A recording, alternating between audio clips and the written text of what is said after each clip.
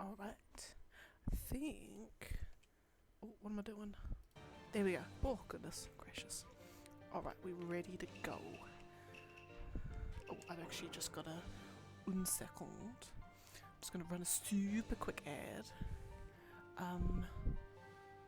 Whoops, couldn't start an ad this time. Can I start an ad now? No, still can't do it. Okay, I guess I can't do it. 1 second, I just need to close the door.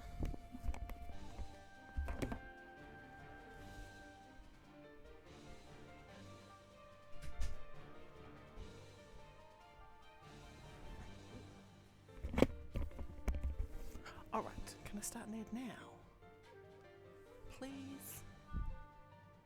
No, couldn't start it. Never mind. I'm gonna run, I'll just be 2 secs, I'm just gonna run a super quick ad. I was just about to, 1 second. Oh, can I? For some reason it's not letting me. No, whoops, can't start it at this time. Oh my lordy. Okay, I'll just refresh this. Maybe it's just my tablet. Oh, hello, hello! Bull, what a... I was just about to start stream. Oh no. Well, don't let me stop you, Bull, honestly. And Michael Rich, what up? How art thou? How is Zelda is the better question.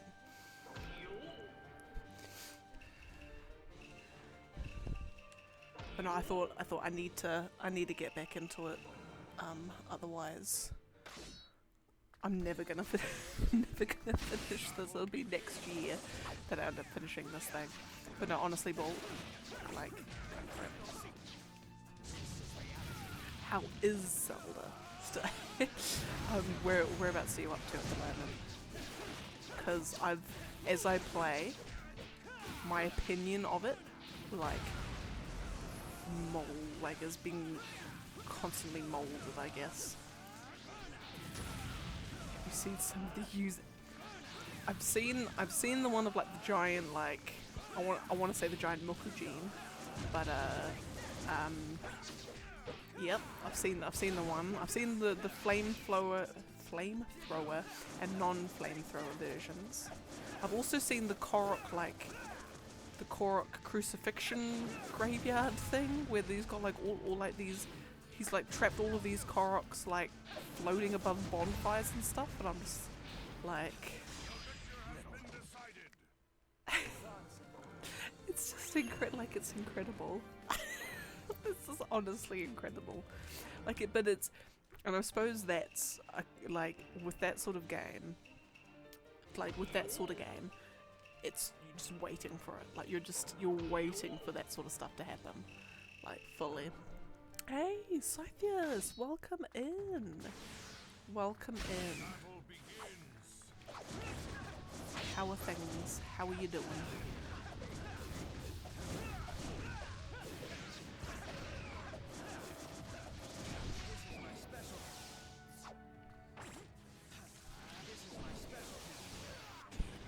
Better question though, Scythius. Have you managed to play Zelda yet?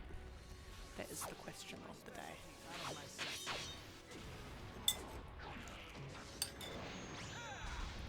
Oh.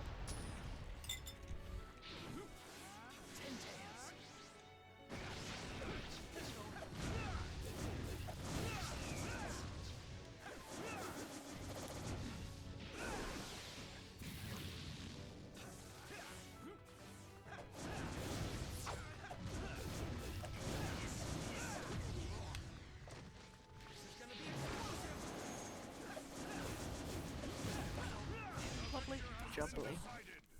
Okay, 2 fights down. Oh yeah, now. I'm going to, after these 2 fights here,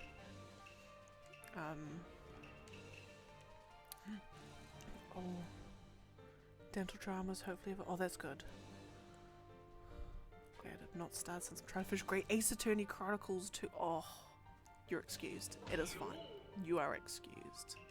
If it's for Great Ace Attorney Chronicles 2. Oh, that's so good. It's such a good game. The ending is just, oh, it's incredible. It's one of those, like, you know, it's one of those moments where you're like, how could they possibly get out of this one? Like, how could they possibly get out of this pickle? And they do, and it's lovely, and I love it, and it's incredible, and it's amazing, and it's just, it's like everything I ever wanted. Because I didn't realise that the two the two games were like two parts of the same story. Like, I didn't realise that at first. But then when I realised, I'm like, ooh, okay. I think I'm just playing rubbish today. Well, Choji's just gone ham. Here I go. Please don't resent me. This is the fate of a ninja. Oh. Oh, beans. I just dropped my pasta all over my keyboard. Oh.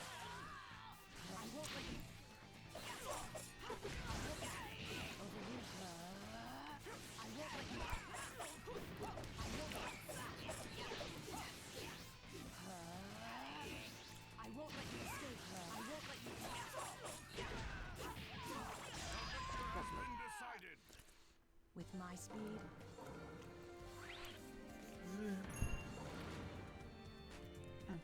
Oh yeah.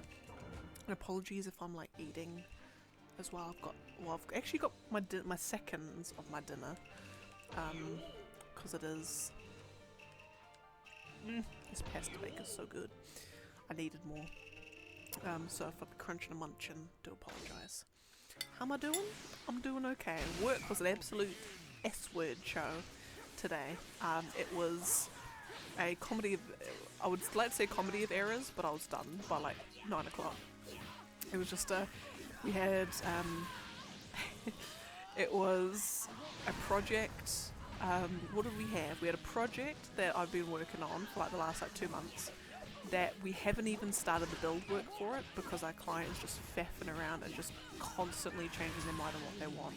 And then now, they just have a new chief digital officer who's come in and says, we don't want this tool, we want something else, and is basically just throwing a complete, wrench and a spanner in the works. Is that the name of it? Yeah. And like wants something completely different than what we would build. So now we're just trying to work out, are we even going to do this? Or is this guy just going to throw his toys out of the cart and want something completely different than what we can offer? So anyway, so that was that. That was the start of my morning. And then I had another project. Oh, for another project, we had a handover meeting for some build work we were doing.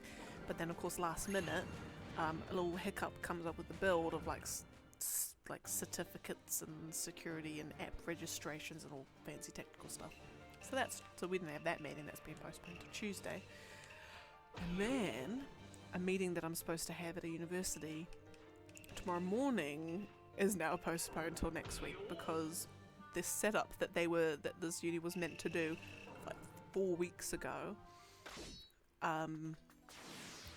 we get a call from them saying, so how do you do this thing? Like, cause basically they have to apply like a retention policy to some documents to test it out. And so at an absolute minimum, they need to be able to apply the retention policy so it's got a day or 24 hours to sort of like do its action that it needs to do, which you can't speed along. It literally says like from the date that you put a label on this document, delete it after a day. So you can't fast forward that. So we get a call at like 2:30 in the afternoon today saying, oh, so how do you apply these labels? And I'm just like, the labels that we were testing tomorrow morning in less than 24 hours time? I don't know. Well, actually, I do. Here's how you apply them. By the way, you can't have the 8:30 meeting tomorrow morning because you haven't done your thing. Anyway, I'll stop complaining. So it was just all of that, but silver lining. Not really. I think it's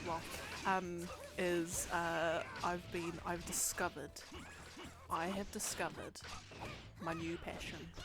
Japanese jazz fusion as a music genre.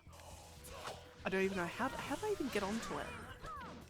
How did I get onto it? I got onto it in 2 ways. actually no, one way, but like two things connected to it. So there's this YouTube, you might have seen them. There's a YouTube channel called, I think, George Collier, and he does, he transcribes like music pieces, but he calls them like, you know, when you're overqualified for your job, and it's like the person, like the drummer and the kid, like the children's mascot outfit, and goes absolutely like ham on the drums. And so he does all these things, and I was watching a couple of them, and one of them was Canon D, so like the Johann Pachelbel thing. Anyway, Canon and D, but it gets jazzier, and it was this this Japanese lady, Hiromi Uehara, and she's like a wizard, absolute bloody wizard on the keyboard, like, or no, not even keyboard, piano.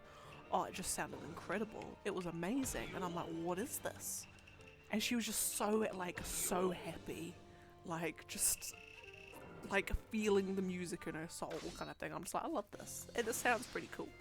And then in a similar vein, there was also another one that says When the Funk Infects Your Friends, and it was a Japanese jazz fusion band on one of their live concerts, and it's like this keyboardist going like, you know, doing this most, it sounds so incredible. Like, it's really, like, it's a basic tune, but it's just something about it just sounded great, and like all the guitarists and the bass are all just doing like a little dance in the corner while this keyboardist is doing a solo bit, and they're all just having this absolute blast. Like, they're just all smiling and happy and laughing. It's just like, these guys look so happy. This is great. So then I started, like, I looked into this band. I think it's called Cassiopeia. From like, they've been going, so there's like 4 different sort of incarnations of them, I think. They've been going since early 80s or late 90s, no, late 70s, sorry. I've been listening to their songs, and oh my god, I'm in love. I'm in love with this band. Oh my god, it just sounds incredible. It's just incredible. And now I'm in love with Japanese jazz fusion as a genre, so I've just been, if I start like randomly just like humming things, or like sort of like doing that when there's no music playing, it's because it's playing in my head, and I've just had this whole album stuck in my head for like the whole week, and I can't get it out of my head, and I love it. It's just beautiful. It's amazing. So that counterbalances the earthiness of work. Anyway, there's a very super duper long answer of how I'm doing today. More importantly though, how are you doing today? Is life good? I'm glad your dental work's almost done, or your dental stuff. Glad that that's okay.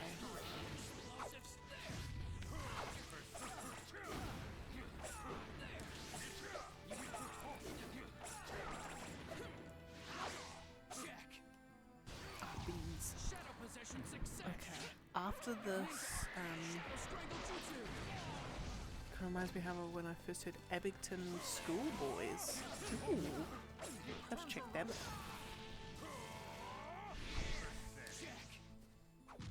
What sort of genre are those guys? Well, hang on.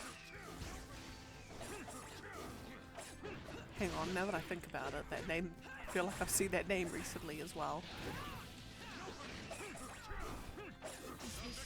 Possibly, I don't know.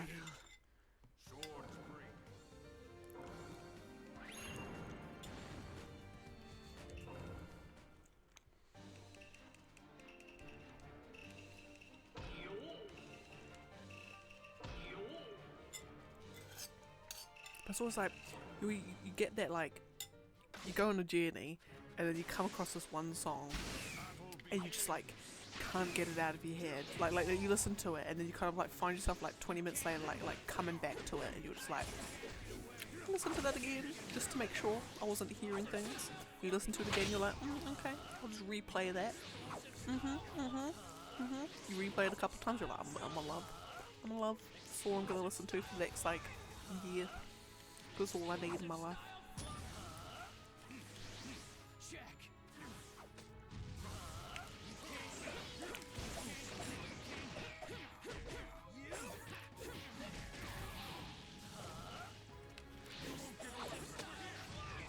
A couple of anime openings. De Grey Man, that's a name I haven't heard in a while. Sengoku Basara. Ooh. You're pretty good.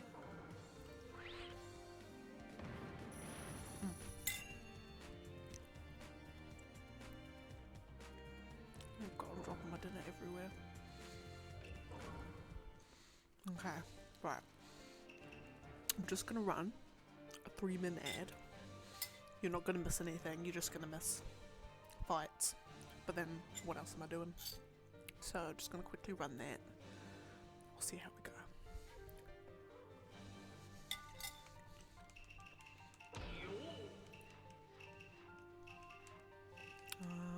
Kaze. What other life updates do I have? I feel like it's been ages. Honestly, the Zelda has like consumed my life.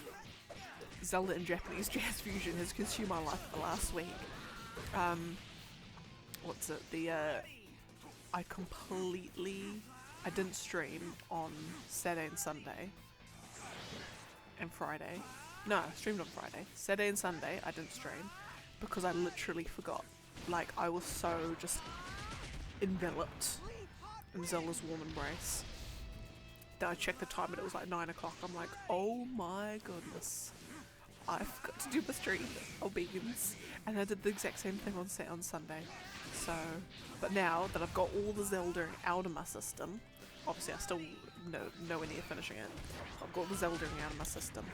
I'll remember to do streams.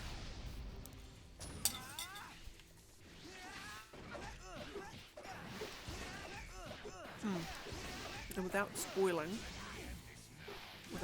anything, it has been a very, very, very interesting time playing Tears of the Kingdom. Gonna look. Oh, that is all good, Scythius. That is all good. It's early morning tomorrow. I hope it goes well. Hope work goes well. I hope life is good. And I'll see you next time. Look away, my dude.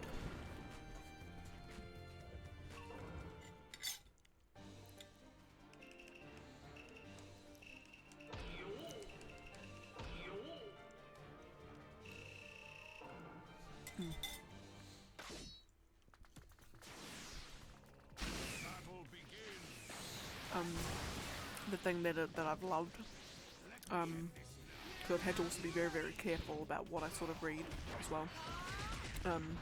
What Tears of the Kingdom has done to the Zelda fandom, or rather, should I say the Zelda theorists, the Zelda theory part of the fandom. It's sent them into an absolute wheel spin, tailspin, maelstrom, whatever you want to call it. Like, it is apparently rocked the core of what people think. Actually, no, maybe rock the core is not particularly, it's a bit dramatic. The whole like timeline question about where this all fits in the timeline. It's like this game does not. It actually raises more questions than it answers about timeline and everything. I'm like, oh. I thought it was able to work. I was caught with my coworker. I didn't beat Breath of the Wild. Do I have to beat it to play the new one? No, you don't have to. I would actually say, like, my the boy's been watching me play it, and he's been enjoying it. Like, I'd say he's been enjoying it, watching me play it. But he's like, even he was saying he's kept, like, he is understanding what the story is without having any knowledge of Breath of the Wild or anything that goes on. I would even go as far to say, I would even go as far to say, you would have a better time playing Tears of the Kingdom if you hadn't played Breath of the Wild. I do genuinely think that. The more I go along, the more I'm like, if I hadn't played Breath of the Wild,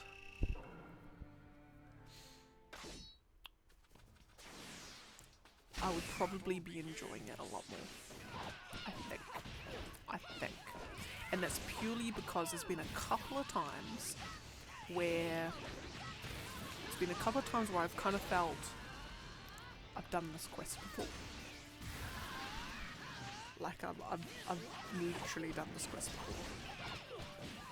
And so, like, you know, when they say, oh, go here, go to this sort of landmark, you're like, oh, I know where that is.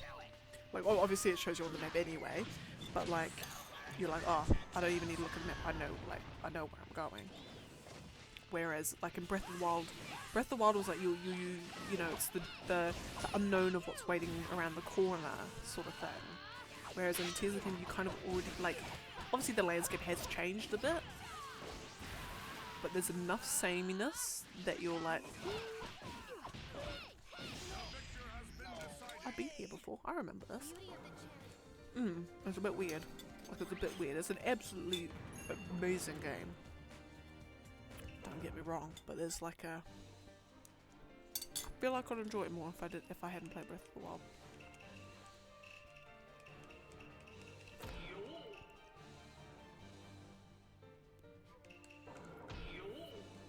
But yeah, but there's a and because Michael Rich, have you gone to the surface yet?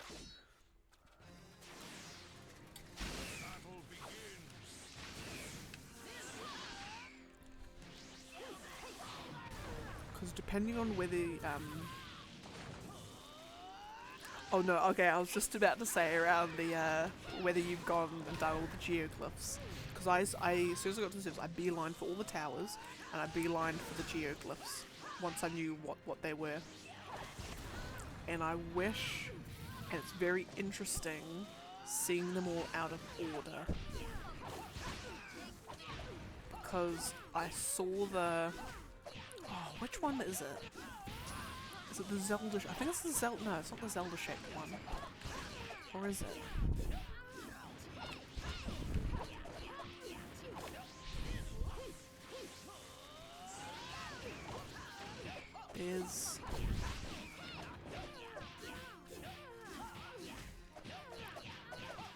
There's one of them that I saw, and I'm like, oh, I know what's gonna happen.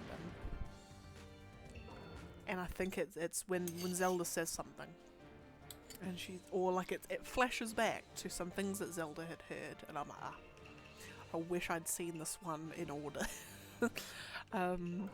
Yeah, but then like I suppose the reveal at what's gone on, I wasn't expecting at all, and I can agree.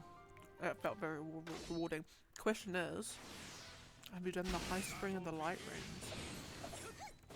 I've done something in the clouds where like I landed on somewhere and I did like the test of courage or courage test, and you had to like jump down through all these rings. I did that. If that's the one you mean.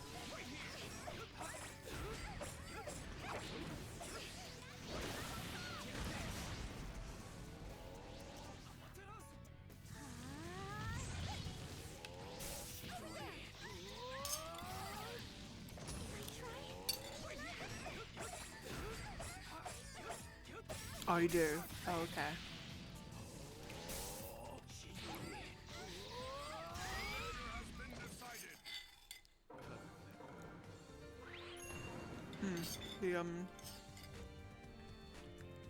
Oh. Yeah, I'm kind of, I'm wanting to, like, part of me is wondering whether I go and try and get as many shrines as I can to beef up my health. And I suppose stamina, before the dungeons.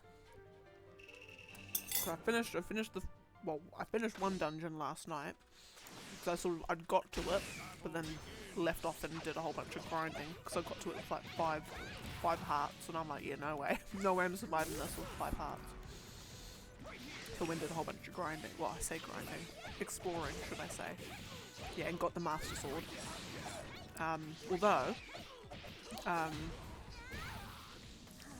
when to get the Master Sword, did you go to the forest to get the little thingy on your map that tells you where the Master Sword is? Because that was, I thought I had literally, no, I wouldn't have softlocked myself, but I thought I'd done a bit of an oopsie. I was absolutely terrified. Because I am, yeah, because I'd, what did I do? That's right.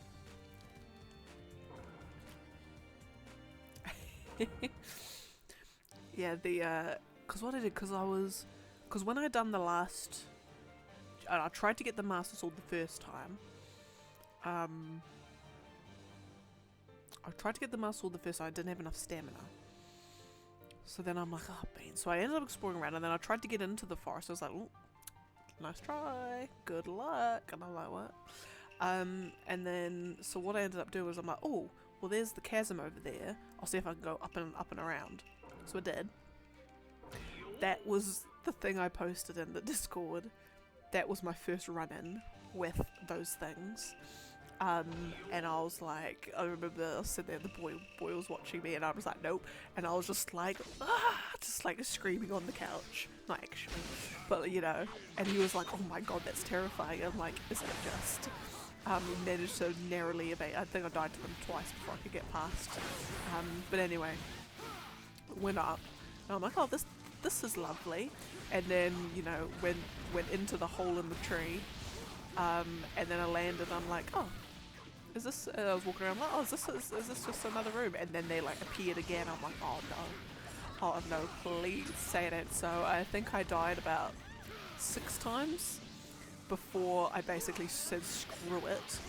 I can get rubies and topazes and all that another time, and then just basically just stood in the corner when I respawned, waited for it to come up, and then just like spammed like arrows with ruby, topaz, sapphire, just spammed it till it did. And then the boss comes out, and I'm like, oh, for fuck's sake. So I died to the boss twice, but then I was all good. I managed to eventually do it. And then and then your reward, I guess, is to show you where the Master Sword is at all times. I think. And I'm like, oh. Actually, no. No, it only shows where the Master Sword is. It doesn't show you where the thing is at all times. But yeah, so that was good. And then I got the Master, and then I beefed up my stamina and got the Master Sword.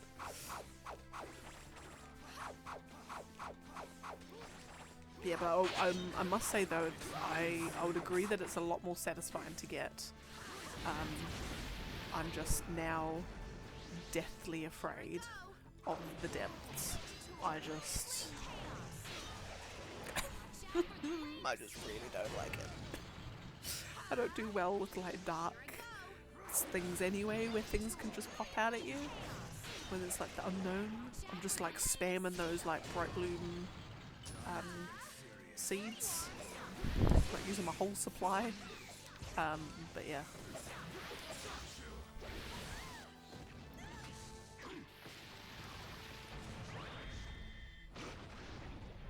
But I suppose in that, is the challenge.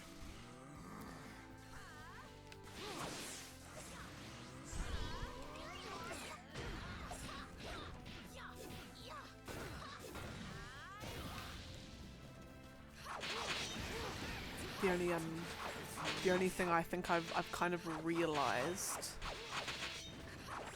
because I realised it, when did I realise it? A couple of days ago. I think I was playing it, and I suddenly just had this like click in my head about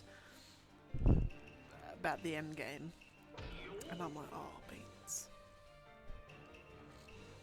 Just clicked about where the final boss is gonna be.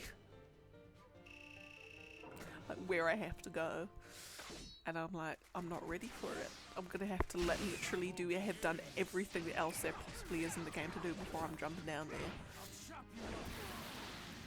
because it's just gonna be awful.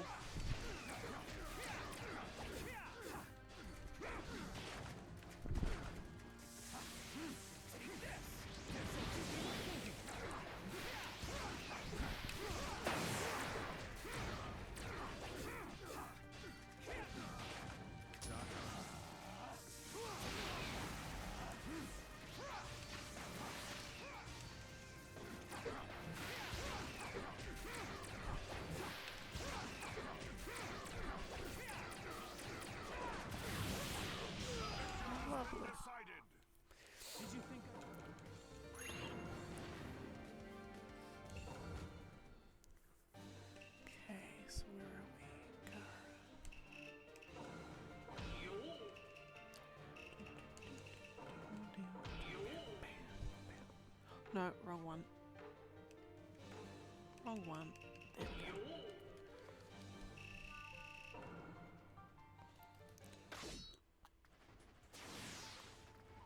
Battle begins.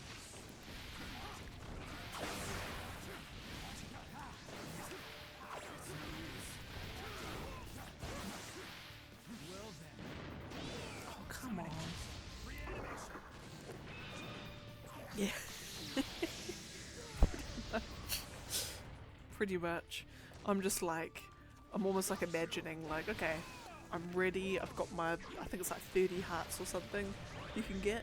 I've got my 30 hearts, I'm completely kitted out, I've got my best armor on, I've got my best weapons, I've got everything. I'm gonna jump down that giant chasm and it's just gonna be like, I'll land and it'll just be 5 of them, 5 sets of them just all circling all around me, and I'm like, okay, this is it, I'm done. Do I need to beat the final boss? I don't need to beat the final boss, I'll be fine, I'll be good. Which also, I was tempted to just I was like, I don't need to be here. Do I really need this? Although I did find it a little bit creepy when you get into the forest, and all the Koroks are just like standing there, like frozen. I thought that was quite, it was kind of like creepy, a little bit.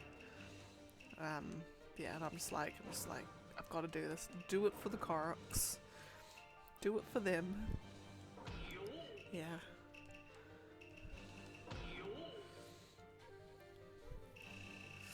But another thing I've actually realised is, well, my prediction, and I'll try and say this as non-spoilery as possible for everyone.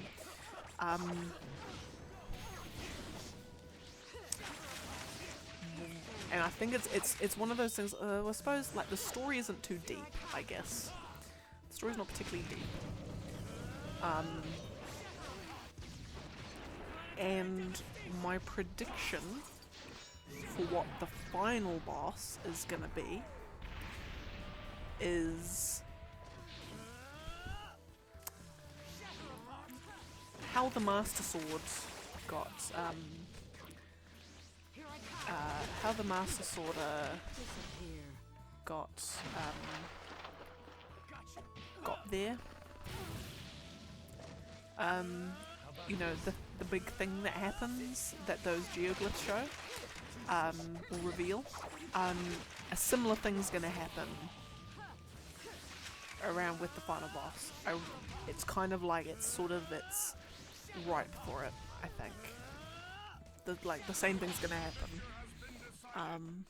but with someone else. And I reckon it's my prediction. Yeah. And also for a forest, there was no type of sunlight. I had to use a bunch of my bright seeds to light it up. To get into the forest, did you actually go like walk into where the trees are, or did you go underground and go up?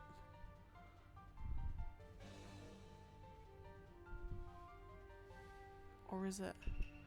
Because I'm trying to work out the topography of that whole thing. Because I remember looking up, and there was all like the murkiness. Because I went underground in the nearby chasm, and then came up where the tree was, like using the ascent stuff.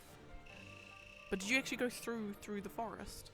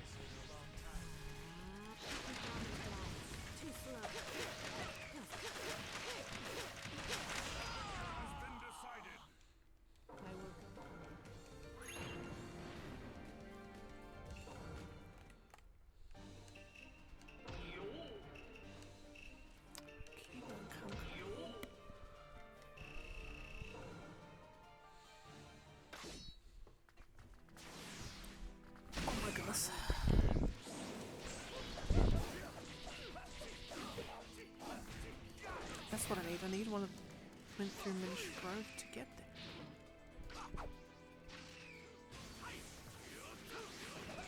Okay, okay, no, that's right then. We are on this. Oh no, that's right. No, there were trees there. Gotcha. I gotcha.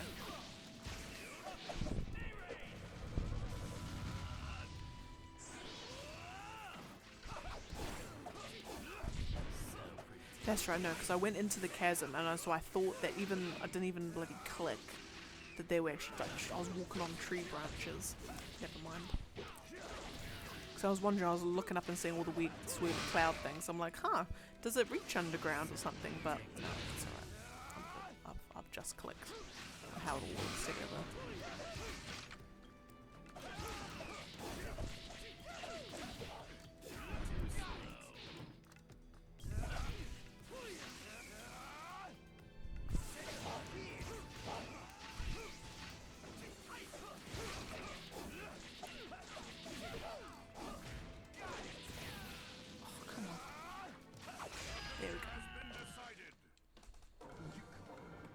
Oh, and I've also noticed as well is that all the big light roots underground are in the exact same position as all the shrines on the surface.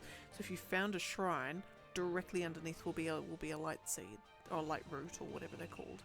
I figured that out a couple of days ago. I'm like, oh, look at that, look at that. I wonder if lighting them all up, you actually get a full, relatively. Actually, no, you won't get a relatively bright depths. But yeah, but it's kind of like if you're like trying to find a light route and you're wondering where it could possibly lead. But here you just look on your map and find a shrine. Find where you have a shrine, but no light route underneath, and that'll be where they all are.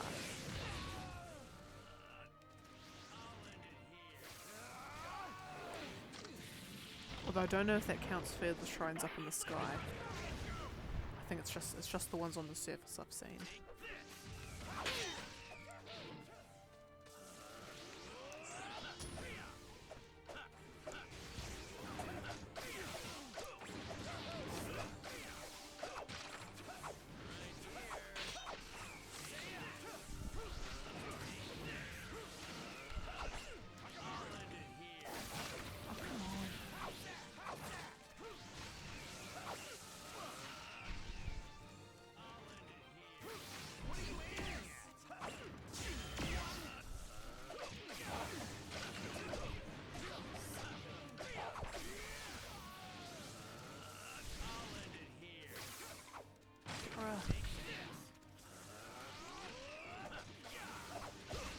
Come on.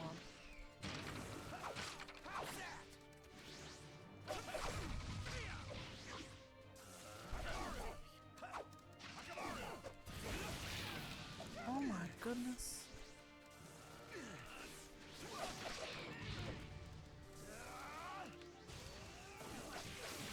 There we go. You felt like when I was falling in the intro.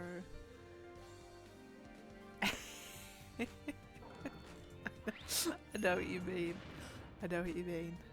I think I landed on the surface, and I think it was. I can't remember what made it click. No, I think it was just when I was playing around with the Ultra Hand stuff. I think still on the Great Sky Island, and I just remember thinking,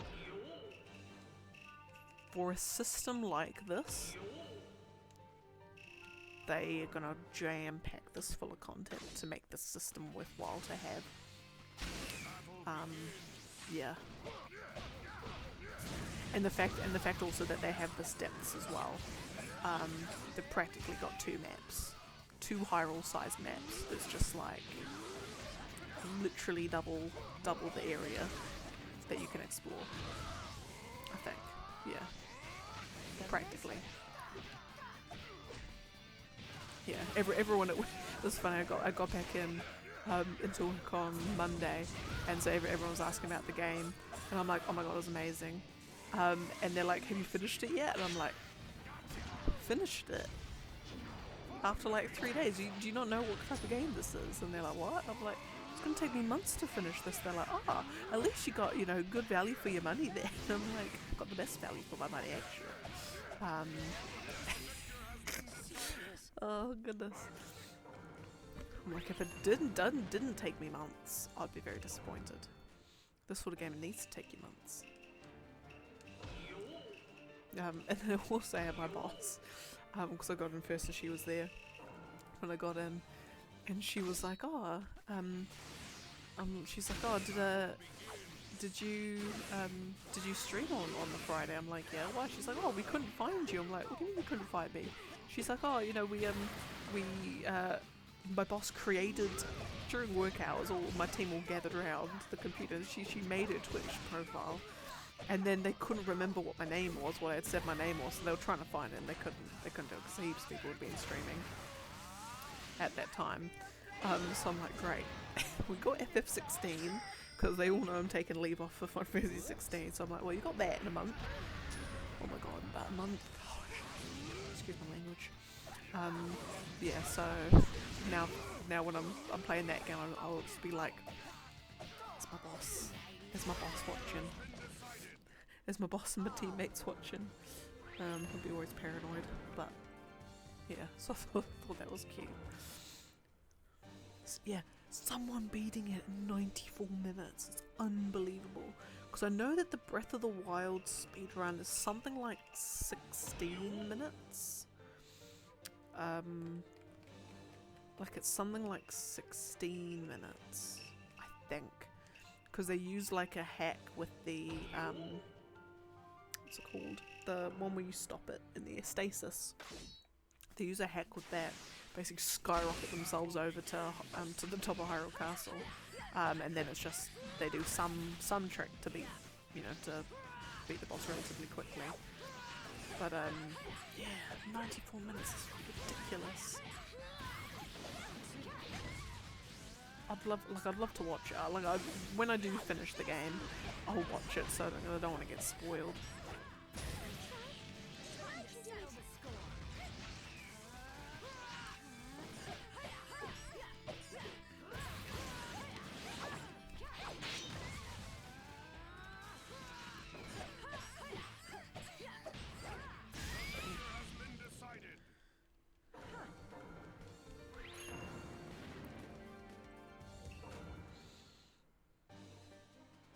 But then I kind of like, part of me almost wants to, actually that's what I should do. Because I think I know how you're supposed to get to the final boss. Got to jump down the chasm underneath Hyrule Castle. You're gonna have to go through some ridiculousness. It's gonna be the final dungeon, whatever's down there, essentially. So maybe do I put the speedrun on to figure out how to get through that bit quickly? And then I just follow it, like I just pause and unpause slowly and copy how the speedrun gets through. So I don't have to, because I really hate spending time in the depths. I just get terrified. I need the lights on, I need my plushy toys and my slippers and the boy nearby so I don't get too scared.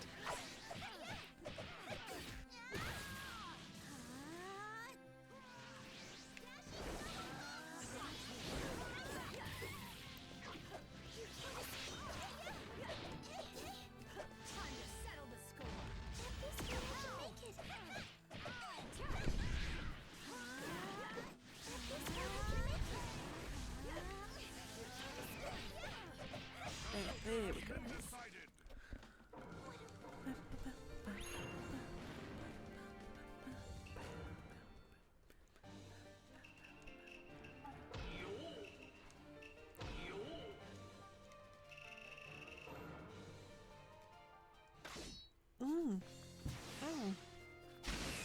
Michael Rich, that's the other thing.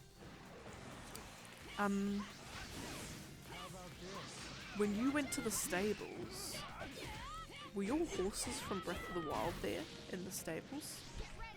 How about this?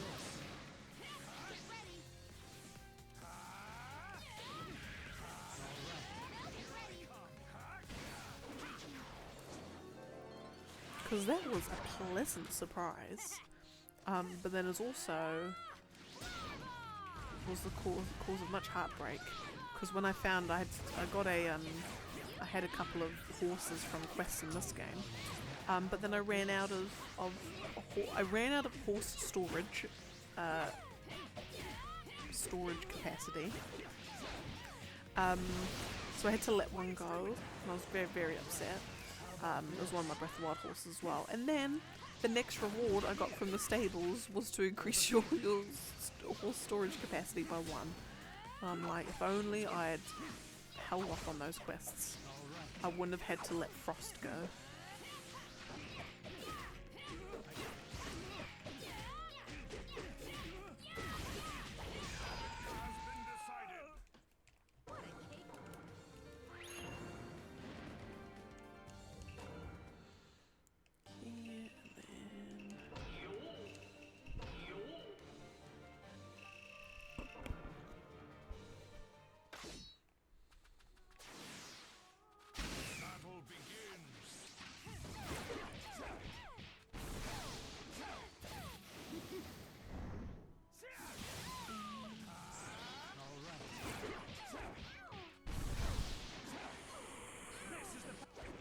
Yes. No, I had the same thing. I'm like, have I? Oh, you just remembered that I must have used their stable facilities before. Yeah, and then I saw them all there. I'm like, oh yeah, oh yeah. Even because there was one I got in Breath of the Wild. There's like a where is it called? It's in like the Towelbab grasslands. It's like the big plains with all those weird giant huge trees, thick trees. I think they must be based on baobab trees. But whatchamacallit. But there's like a giant black horse there, just randomly. It's like one of like those huge muscly ones that it takes like 3 stamina bars to tame. But even he was there. Even like the unique ones that you get. Fabulous. Amazing.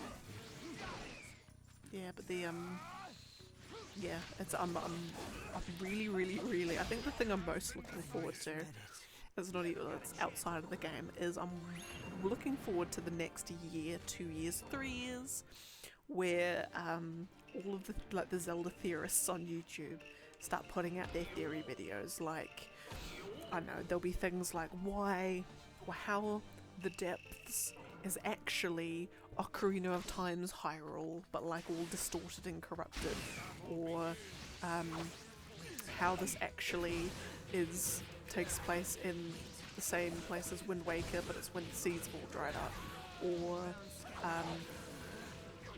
what it all means to like where it actually sits in the timeline, because there's a couple of the nature of sort of what's happened. Or the kind of the flashbacks that you see and like the names of people and all that sort of stuff, it's kind of throwing where this all fits, even in Zelda canon, all in a tizzy.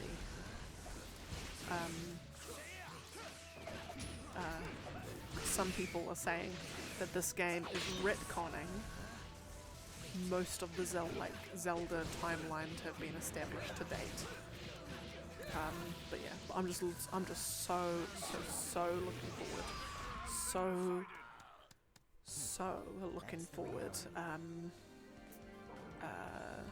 to all the theories that come out. Yeah. They give you a lot of arrows, but I burn through both. So I'm the opposite. I burn through arrows like it's no one's business, and I hardly have any, and like it takes me ages to get through bows. I like never seem to have any never seem to have any arrows on me. For some reason. Maybe I'm just not going to the right places. I find that, one thing I did find out, or I've kind of got the sense, oh actually no I did, because I did a little bit of testing. I think what the game is wanting you to do is to use the fuse thing on your weapons, like, a lot. I think the fact that all, like, the whole thing about all the metal weapons in the world they've corrupted, or what are they called, like, they've decayed. Because I found out, I did a bit of testing, there was, like, I think I got one of, like, the 8-fold blades from the Yiga peeps. And so one of those, like, it's gone after, I think, maybe, like, probably, like, 12 hits, I think, before it started ever. I got a little message that it's almost done. I'm like, what? And then I think I got one of them, but I popped like a rock on it, or I might have even popped a crate on it. I did something. Anyway, I fused it. Like 40 hits, like 44 hits before I got the message that it was almost out. Like the whole, and it wasn't even a material that sort of increased durability, and it wasn't even a extra durability sword either. But it was, yeah, it just like insanely increased the durability. So what I think it is the game wants you to be fusing as many weapons as you can. Anytime you get anything decayed, just fuse it to something. Like, it doesn't even matter what it is. A rock, a crate, a barrel, another sword, whatever. Just fuse it, whatever you do. Because A, the attack goes up, and B, the durability insanely increases, like almost 3-fold. So I'm telling myself, unless it's like a really good weapon that doesn't need to be fused, fuse everything.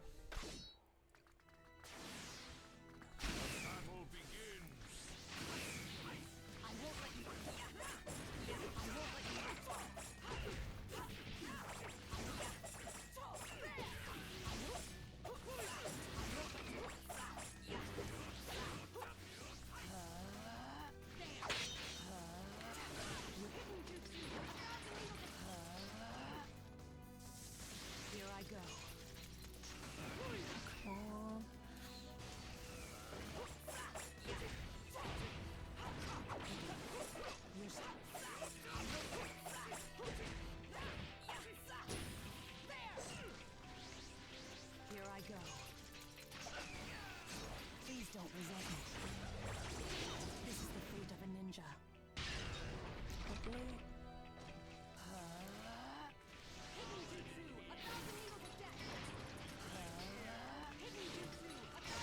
Beautiful. Gorgeous. Nothing took a while holding up on the D-pad instead of L. Yeah, I think... Or did I change mine? I think I did something where I have to hold L to get all my little beepy bobs. My things. The, what do you even call them? Arm abilities thingy.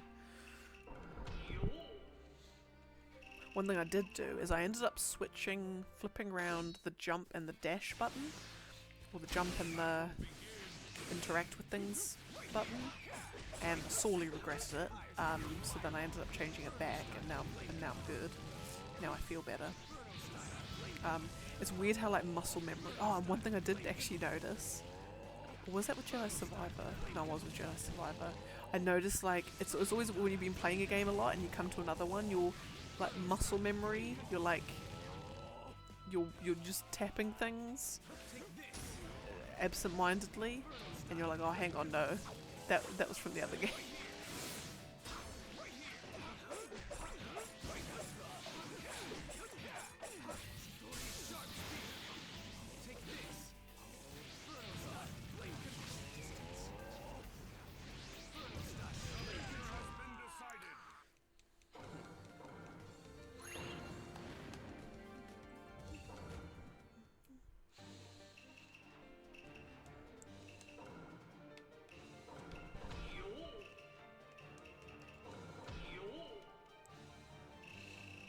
What's some other things I found?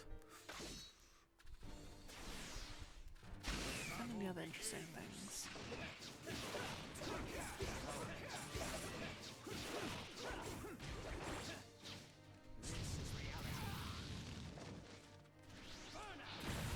I have found that I've done some extremely creative thing. Oh, that's the one thing. The one thing that the boy, I think the boy actually really secretly loves it, is when you come across Addison with all his signposts, is that like the method that the boy would do to get it to stand versus what I end up doing on two different Earths. 2 different rounds. He's like, what even are you doing? I'm like, this is gonna work. Trust me. If I just build a box around the signpost, it's got literally no possible way that it can fall over. And he's like, no, if you just slot that in and then do this, and I'll try it, and it works. But my way is better. My way just feels better. Yeah. But I love how, and it's one of the games where when you sort of work out, you get really creative with things with the Ultra Hand, and you kind of mash together this weird contraption, and like it works really well for whatever you're trying to do. You feel really good about it. You're just like, oh yeah, I'm so smart. I am so smart. I find that with the signposts, I feel smart in my methods of getting it not to fall over.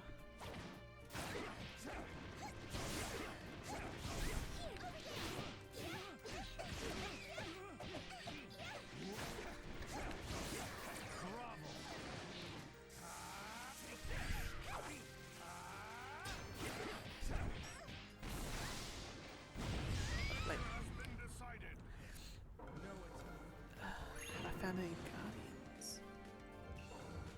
No. No, I haven't. I found...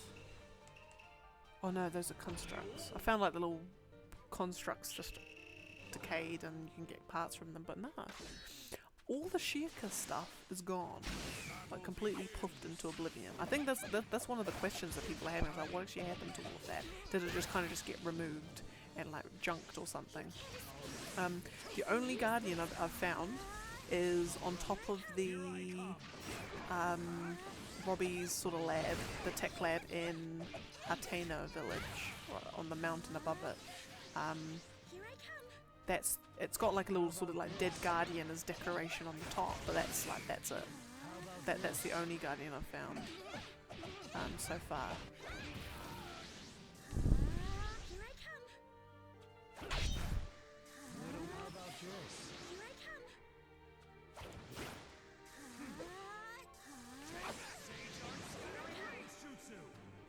Oh come on, there we go.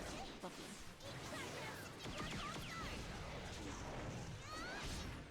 One thing I am missing though, and I'm missing it hard, is Rivali's Gale, the ability that you'd get in in Breath of the Wild when you finish the Rito Divine Beast, Divine Meadow I think it is. The Rivali's Gale where it sends you up, like you get the little boost up. I miss that so much. I'm wanting it desperately, just to get like a little boost up on things. I can't get it, and there's no way to just get a little boost up, get a little height. You can't get that anymore. You have to just light some grass on fire and catch the updraft. I miss it so desperately.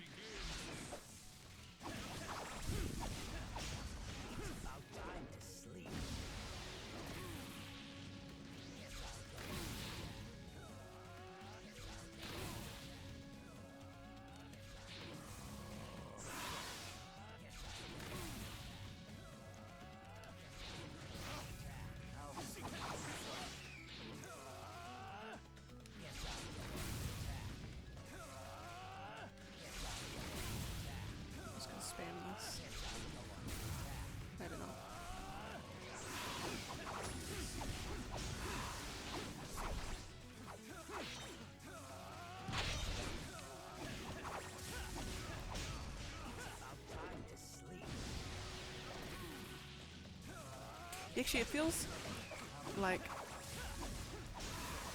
yeah, the sudden, like, complete and utter disappearance of Sheikah stuff just seems odd.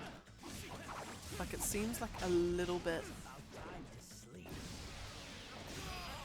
Like, I think it's one of those things that you just kind of just have to suspend your disbelief on it a little bit. Because obviously you can't suddenly have all these inactive Sheikah shrines all over the place. But it's like, there's so many questions that I have just around... Like, where have all these shrines come, like the Zonai shrines, where have they all just come from? And I've got this weird sort of feeling about them, but I'd love to know if there's like sort of it gets revealed, or there's some sort of environmental storytelling or anything that sort of explains it. But, whatchamacallit, the, around where all the Zonai ruins fall and where the shrines are, well, obviously where the shrines are, there's all that like weird sandy stone things, like it's all like the whole, you know, standing on the Zen garden kind of thing. And then where all the ruin, like the rocks from all the ruins are, is the weird like Zonai squiggly, circly things on the ground, and like kind of like a sandy, dusty pattern to it, or like texture. And I'm thinking like, that's odd. The fact that when a rock falls, I'm assuming a rock falls from the sky and lands somewhere, and suddenly all on the ground all around it, it's like weird squiggly stuff. Like it feels odd how it's placed.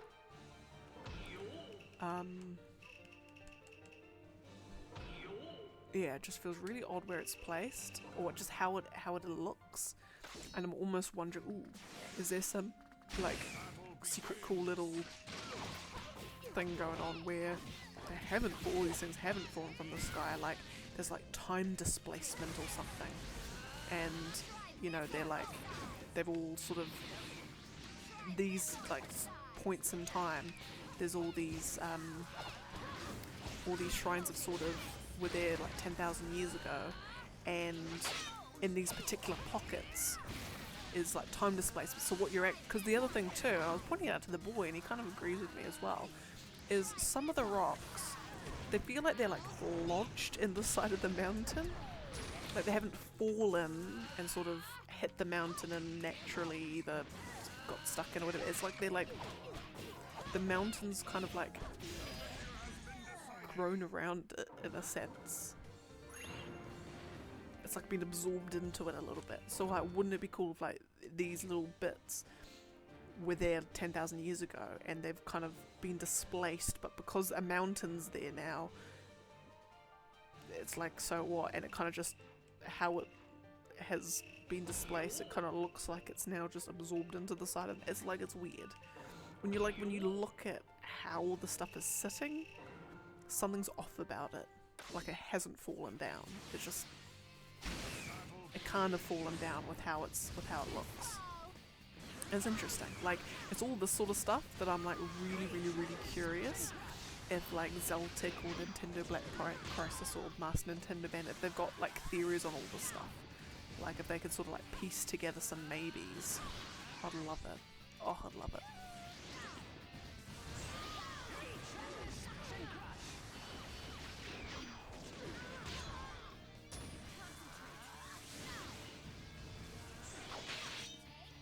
And the fact too is that I don't know if they ever have or ever will explain why all the metal weapons in the world have suddenly decayed. Like, why is it metal in particular that's decaying, and why not anything else?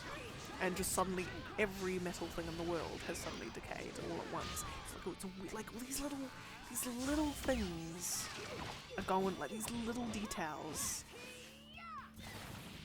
And I don't know if I'm just completely overthinking it all, or this is all intentional. Because I feel like when it comes to Zelda, details are never unintentional. They're always got something behind it. And I love it. This is the kind of thing I live for. Right, Sasrine and Hanabi.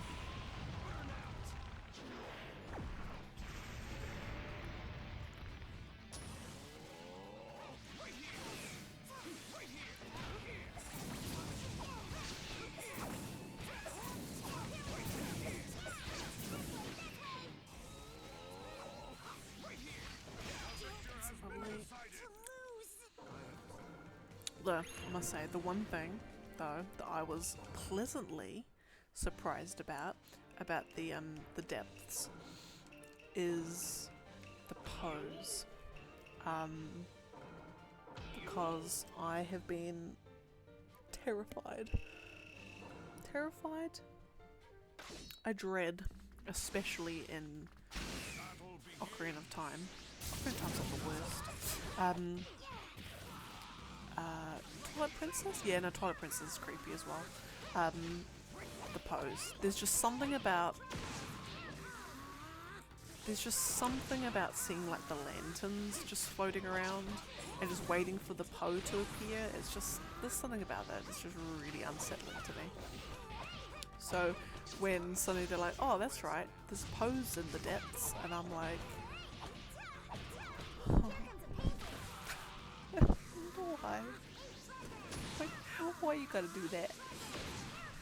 I know, I'm just gonna cry if I see any lanterns down there, but they're not. It's just a little baby collectible on the map you can just pick up. I'm like, oh, beautiful, lovely. I don't mind that. I'm happy picking up little blue flames. I'm good. So I was very pleasantly surprised and happy about that. At least my one fear, or one fear that I had, I didn't have to worry as much. Still doesn't make going down there any better though.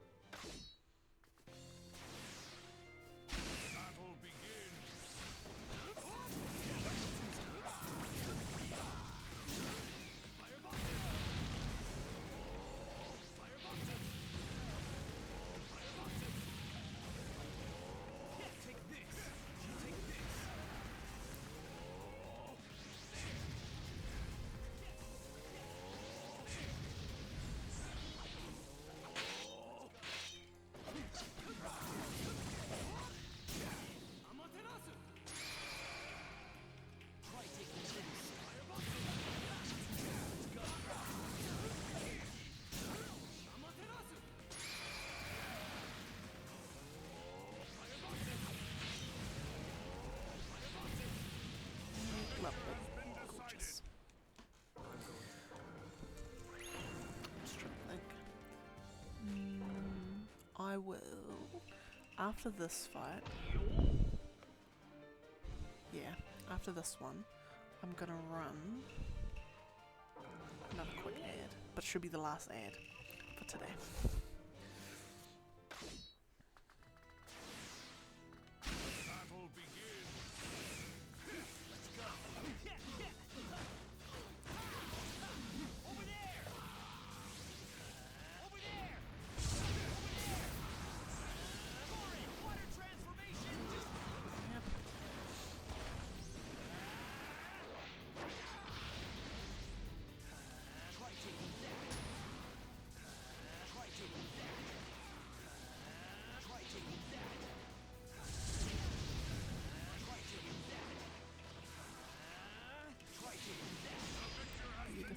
Gorgeous. Okay, well, I'm just gonna run a super quick 3-minute ad. You're not gonna miss much, just a couple of fights, if that. So, I'll see y'all in a bit. Right, Kakuzu and that's what I need to do. Oh my goodness, that's what I need to do. I need to update the list. I haven't updated in ages. Okay, where are we at? We're at 90. No, we're at 90? No, we're at 92. Actually at 94. But, so 4, 5, 9, 2. Oh, look at that. Gorgeous. Beauty. So on the next one I should be able to get down to the 4,400s.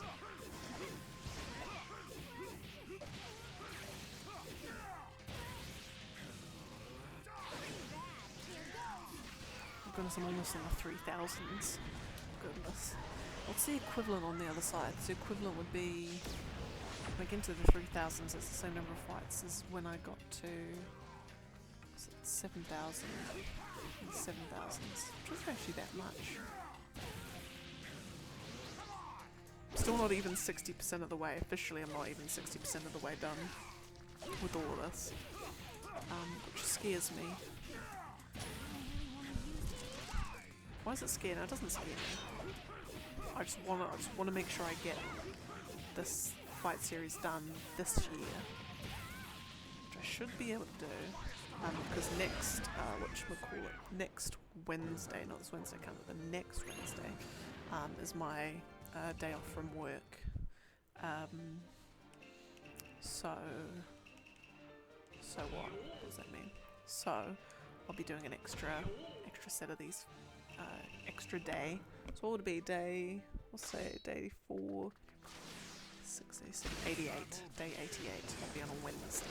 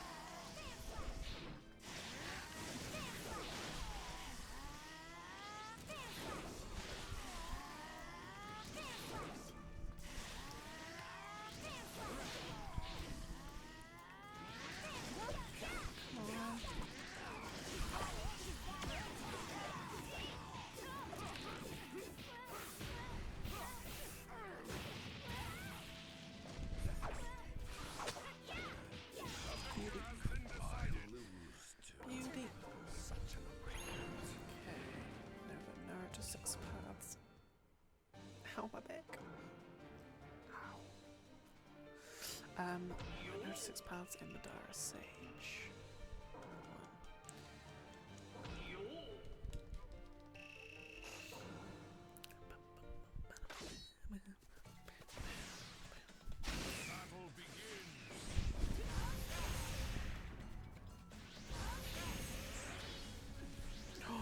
Fact of the day. Oh my goodness. I've told everyone I know about this. I just love it. I think it's so neat. So on my forays through the Japanese jazz fusion scene, specifically the band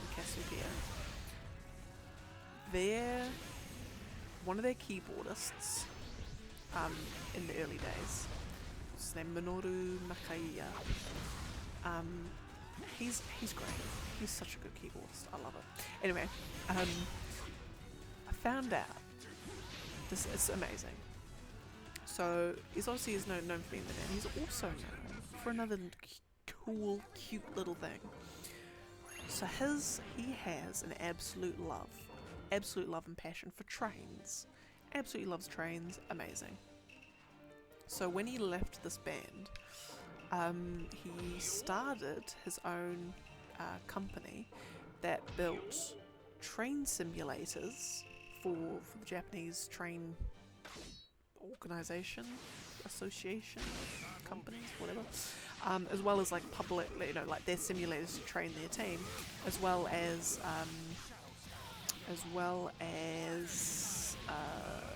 like a train simulator game for public release. And he also decided, you know what, I'm also a fantastic keyboardist and I'm very musically gifted, so why don't I combine my two passions and write music for the train stations. So, found out, oh my lordy, this is amazing and makes me want to go to Tokyo even more, or just Japan in general. In Tokyo, I don't know if it's just in Tokyo, I think it's just in Tokyo maybe, or there might be some other places. Each train station, there's like 180 or something of them. Each train station, when you're there, and for all the little announcements on the PA, there's a little 7-second jingle that plays on all of these announcements. And each 7-second jingle is unique to that station. Like no other station has that same jingle. So like, you know, if you frequented them enough and you got familiar enough with them, you could tell where you were just from the jingle alone. And this guy, Minoru, he composed every single one of these jingles. And then, what's even cooler, the two little tidbits that I love, is so one is that when he was designing these, he thought about where these stations were and sort of what those regions or areas were sort of known for or had in them. So for areas that were more like student hubs or, you know, close to the universities and places where students would hang out, he'd make tunes a bit more sort of like poppy and vibey and stuff that like younger people might sort of be into or dig. And whereas like the places, you know, the place where there's like museums and, you know, where maybe tourists or something would hang out would be music that's sort of little tunes that kind of what he would sort of see as more western inspired maybe. You know, all these sorts of things. And then some like, that's neat. That shows a passion that I respect. I love it. And like thought that goes into it.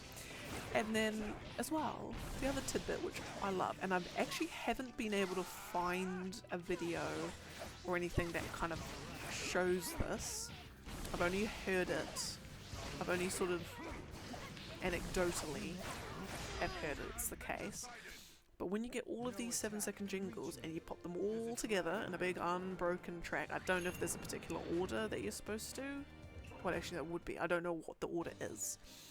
But you put these things in order, apparently, and they form a complete unbroken, like, it's a tune. Like, obviously not a tune of anything recognizable, but like it flows together to like quite a cohesive tune. And I'm like, I love that. Is just incredible. I absolutely love that. I just think that's so neat. It's amazing. So now, when me and the boy go on our holiday to Japan, when it ever happens, and we're going in the train stations in Tokyo, and I hear this little jingle that plays, I know the whole backstory, and it's just going to make it so much better. It's not just going to be a jingle to me. I'll be like, I know why and how and who wrote these tracks. I love it. Oh, and because I've also been doing I've been trying to get into the whole habit of, you know, every day you gotta learn something new. So what can we learn today? So, and I'm finding all my facts by accident through my forays through Japanese jazz fusion, specifically this band. Found out that, what was I? Oh no, it was a YouTube comment that drew me to it. Is where the word galaxy comes from, or the etymology of the word galaxy. So apparently, galaxy, or galactic, was a more galactic. Because this band does the song Galactic Funk, and their 1985 live album cover version of it is just incredible. But anyway, the word galactic comes from the Greek word galas. I'm going to butcher all these words as well. I'm probably going to get them all wrong, like in terms of which one means which. But like gala or galas means milk. And like the Greek word like galacticos means like milky white. Because then if you think about it, well, why would like a word like galactic and galaxy have to do with space that's milky white? You know, why does it come from a word that means milky white? Milky Way galaxy. So like the fact that we call it the Milky Way is by some magic connected to the reason why the words galaxy and galactic even exist is because it's all traced back to Greek stuff. I love it. Fact of the day. You now know where the word galaxy comes from. Beautiful. What are my other facts of the day? Can't think of any.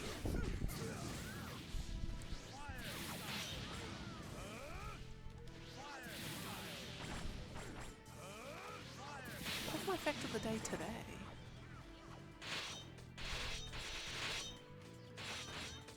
Can't think of it.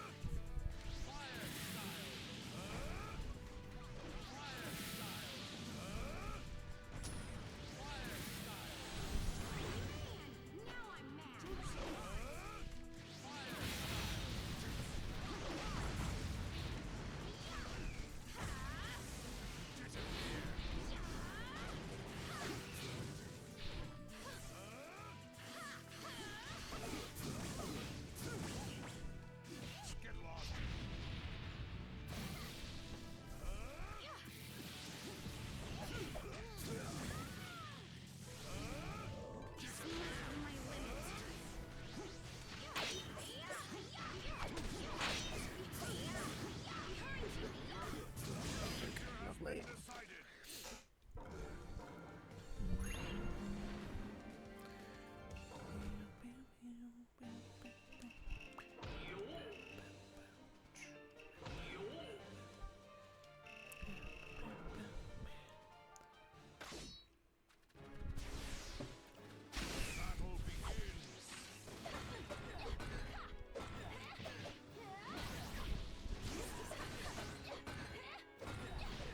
Going to blow you. This distance. Take this. Give up. My blood. Time for a royal I'm just beatdown. trying to think of what my fact of the day today was. I feel like I learned something. One smashed tomato. Coming right up. No, can't politely think of what it'll be. Good. Going to use this. This distance. This distance. Already. Although the Eurovision Song Contest had come and gone, I completely even forgot that it even was a thing. Or no, not that it was a thing. That it was actually, that it all takes place in May. Oh, that's right, no, because I know that was it New Zealand? The question was asking if New Zealand joins the Eurovision Song Contest. I'm like, what part of Eurovision do you not understand?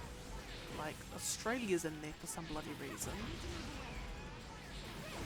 Why they decided on that, got no idea.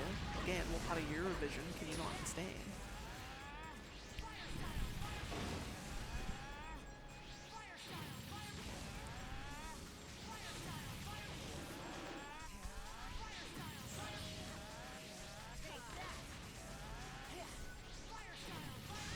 Beauty. Beauty, beauty. Right, Toby and Sus last.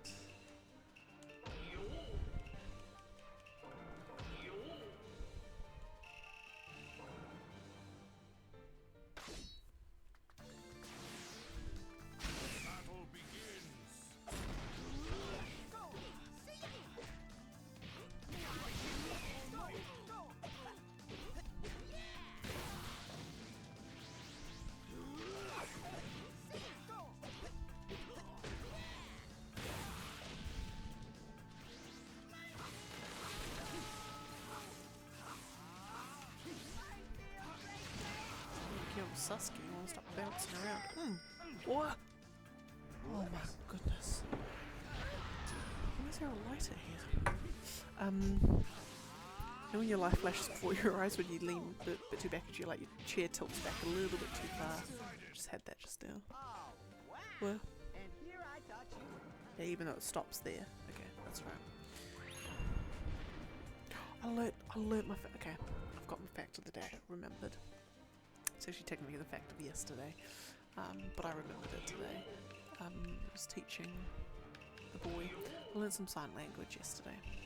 So on the plane, so I went for a work trip. We went up to Auckland just for the day. There was a client. Those are those beautiful offices. Oh my goodness. We went in for a client for a whole bunch of sessions. Me and one of my colleagues. On the plane ride, because they've got these little screens. Oh my god. Oh dear.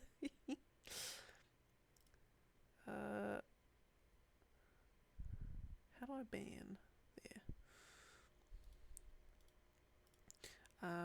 anyway, back to it.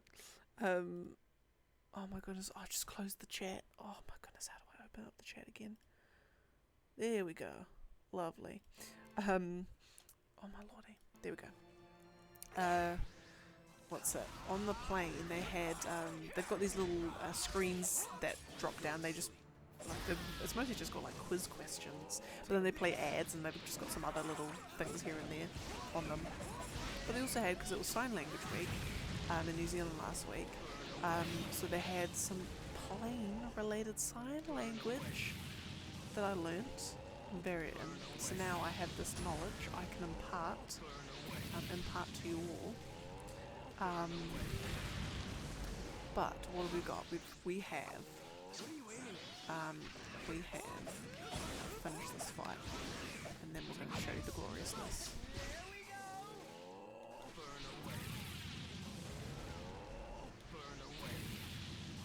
Okay. So we have. So you get like your thumb, like pinky and your thumb, and so that's, I think that's plain. That's plain. That's plain. And then so you hold your thing, and so take off is like you put your plane on the ground and you go whoop, or like take off is that, and then land is just whoosh, land. Done. There you go. Plane related sign language. So, fact of the day. Well, actually, the third fact of today that I'm imparting upon you. Excuse me, I'll see if I can do tomorrow's stream. I'll see if I can do it. See if I can bring in another fact. I'm trying to challenge myself to. I want to finish every day with having learned something that I didn't know the day before, or didn't know at the start of each day. No matter how inconsequential. You need to be smarter than, more knowledgeable, should I say. More knowledgeable or wiser than than you were yesterday. Oh, we need a bit of American Sign Language. I also need GTG codes. As do we everyone had their their PS2, PS3, Xbox cheat codes. Everyone had that one that you just remembered off the heart. Like for me, it was in Ratchet and Clank 3. There was a code to turn your wrench into like a double-bladed purple lightsaber. I remember that off the heart. I can't for the life of me remember what it is now. I suppose my brain deemed it unimportant after a while.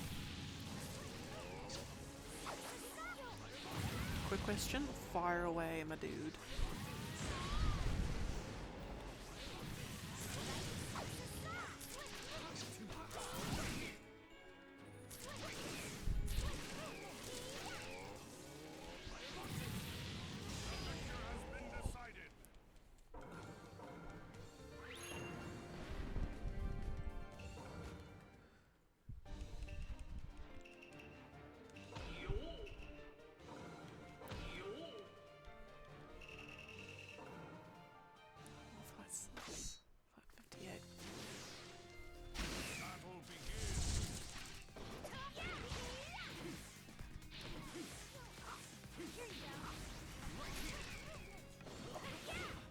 Hang on.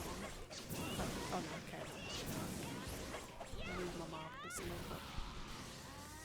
Here you go. Here goes. Here goes.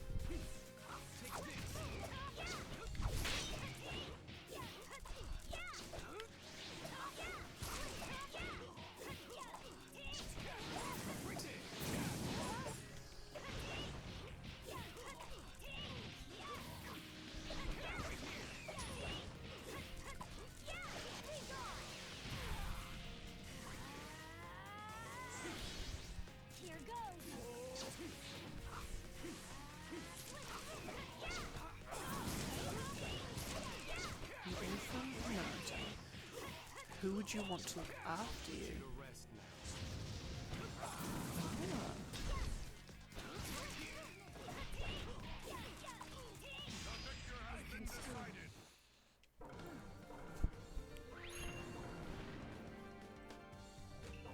question. I'm gonna think through some reasonings out loud to help myself come to the answer. So who would you want? Oh, and if you want, you could do a Naruto sort of deal and live by yourself. No, I'll get someone to raise me. Right, who would I want? So I want someone who can impart some knowledge, who's got a bit of worldly sense, maybe travels around, can teach me something.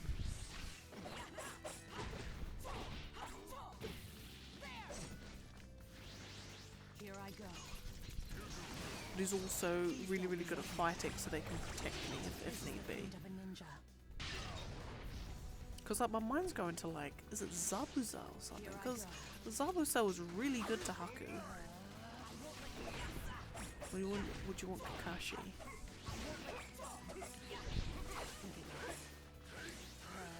I would actually probably want Kakashi. Now that I think about it. I'll go through my reasonings. Yeah. Oh hey, Bull, welcome back. Naruto be going good. We're down to technically, after these fights, we are down to, what are we down to? 78, 4578. So we're getting there. We're getting there. But yeah, no, but how was things for you, Bull? How was life? I did see, and I needed to respond, but I forgot. You put a little meme in your Discord saying like no to Legend of Zelda, but yes to Legend of Heroes. And I was gonna respond with the I don't know if you guys have. I'm pretty sure you guys would have had it in America, but like the old El Paso chick, the little girl in the ad, where she's like, why not just have both? I was gonna do that. Just saying. Yeah.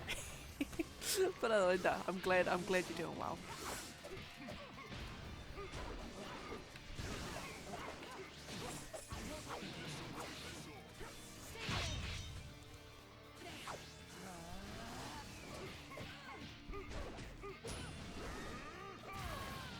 It's fair.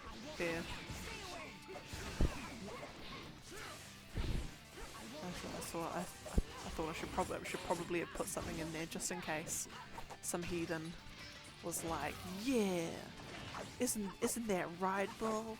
Legend of Zelda sucks. And I'll be like, excuse me? What you say? You wanna like, I've got a car park just out the back. Do you wanna, join me in the car park, my dude? Yeah.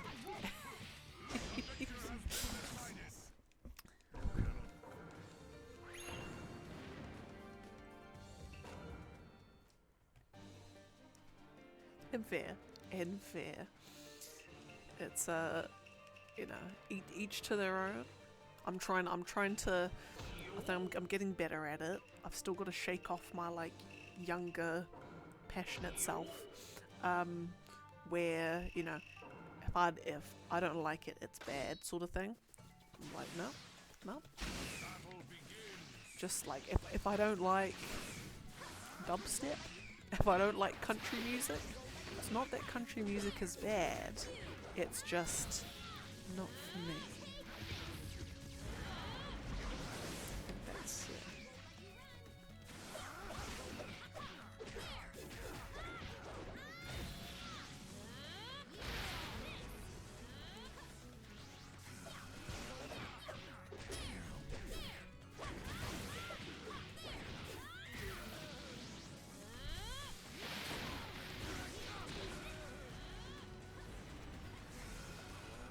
Oh yeah, and then Michael Rich, to your question around if I was an orphan in Naruto, I would want Kakashi to raise me, because he'd be the kind of person that he would love you wholeheartedly. He would be like teaching you, like he'd be like wanting to make sure that you can fend for yourself, like be teaching all the life skills that you need. He's well traveled. He's well versed in the ways of the world.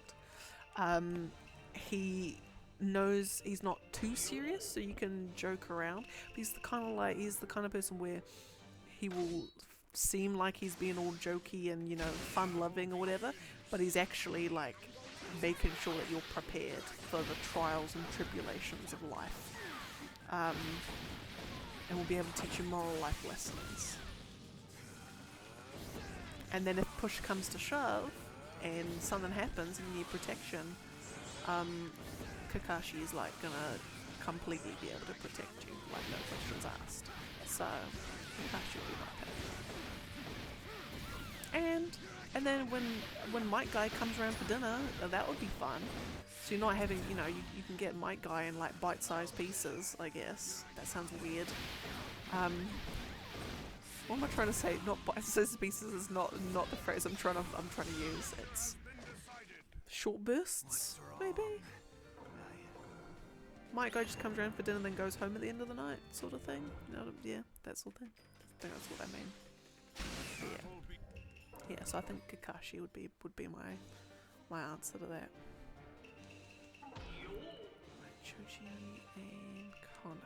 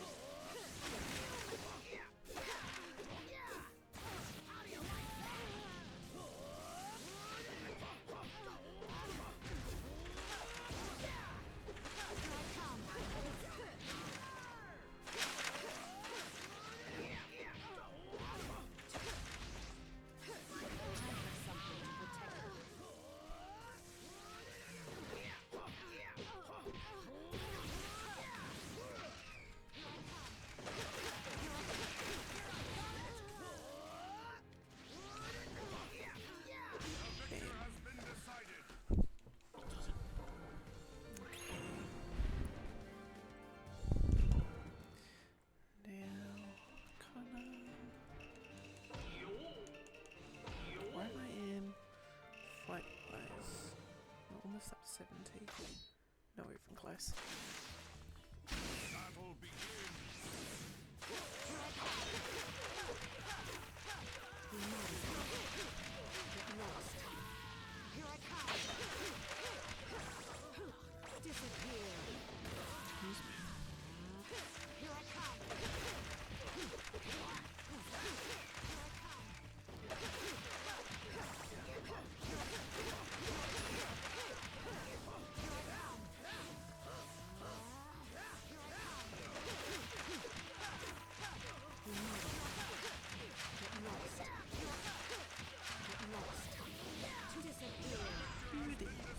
Lovely. Right. No Rasen and Chio. That one. That one.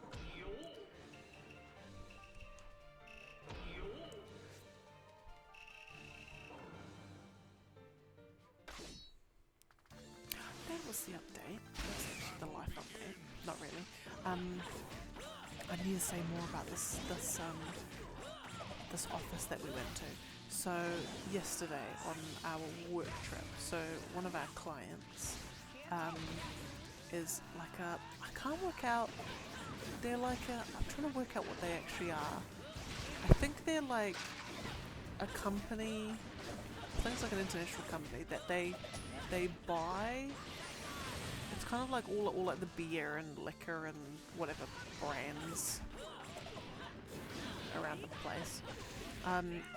They buy it, or they have contracts with the manufacturers or the producers of these liquor brands, and I think the contracts must vary depending on the brand, but like they'll come in and they'll be like, oh, we'll do all of your marketing and distribution or something, or they're sort of like they own the brands, but they only do like the advertising and marketing and maybe distribution side of it, I think, depending on the brand. But anyway, so in their offices in Auckland, oh my lord, you walk in like, oh, we're definitely in like a liquor place, How do you know? Because right next to the reception desk, tiny reception desk, because you've got this giant bar with this huge stocked fridge with just filled to the brim with every kind of like beer and wine and whatever you could possibly imagine, which I suppose is fitting.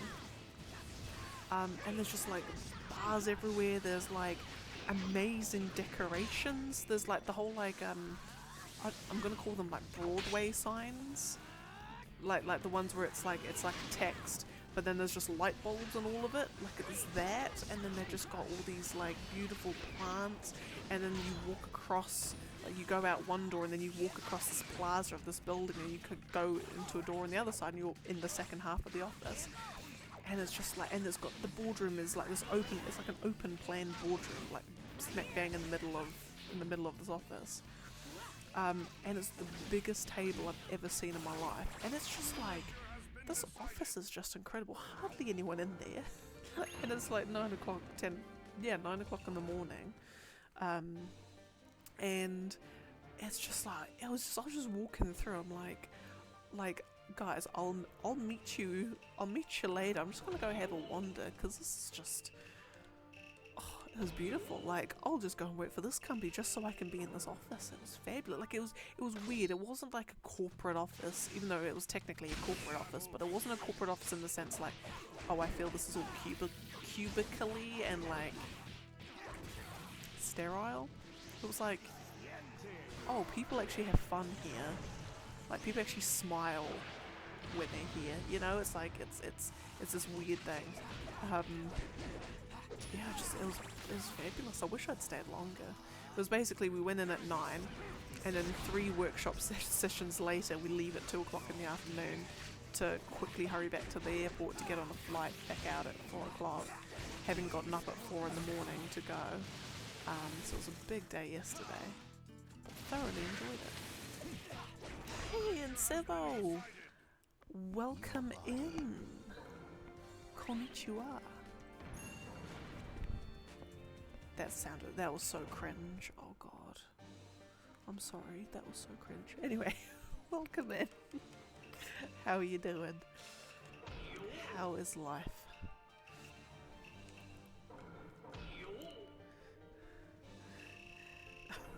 I'm good. I'm very good. I'm living life. I'm trying to stay positive from work today, but as I mentioned to the others, I have found a new passion, a new love, Japanese jazz fusion music. So I'm just like sort of the last like 2 days I've just been, while work has just been absolutely miserable, I just want to just pack it in.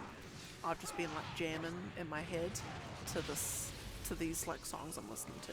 It's amazing. But no, otherwise I'm not. Otherwise I'm good. And I'm playing Zelda, and Zelda's great. So I'm happy. 2023 is the year of good video games. So no, things are going well. Can't complain.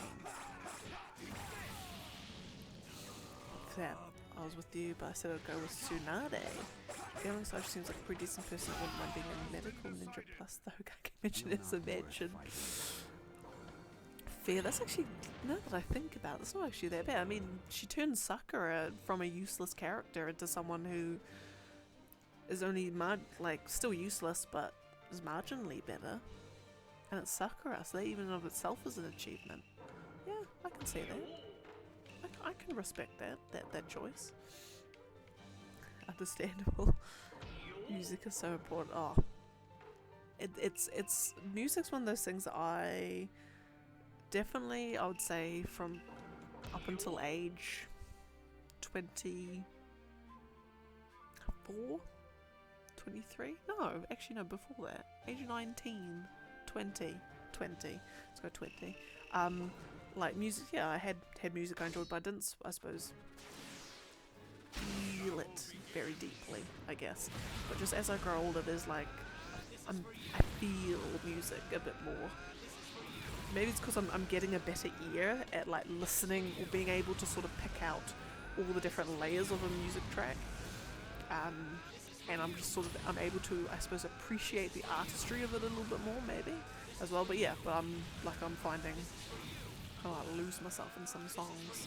Like I'll turn the lights off in the room, just chuck some headphones on and just sit there, lie there, should I say, like jamming out in my head, in my little space to music, yeah. And these songs I'm listening to, they're just incredible. They're so good. Oh, they're amazing. They're so amazing. They're so amazing. I like it's literally just like drums, bass, guitar, and keyboard. And just with those four things, like it sounds like there's so much, sounds like there's more instruments there than there is. But just how they're sort of using all of these instruments in conjunction. I love.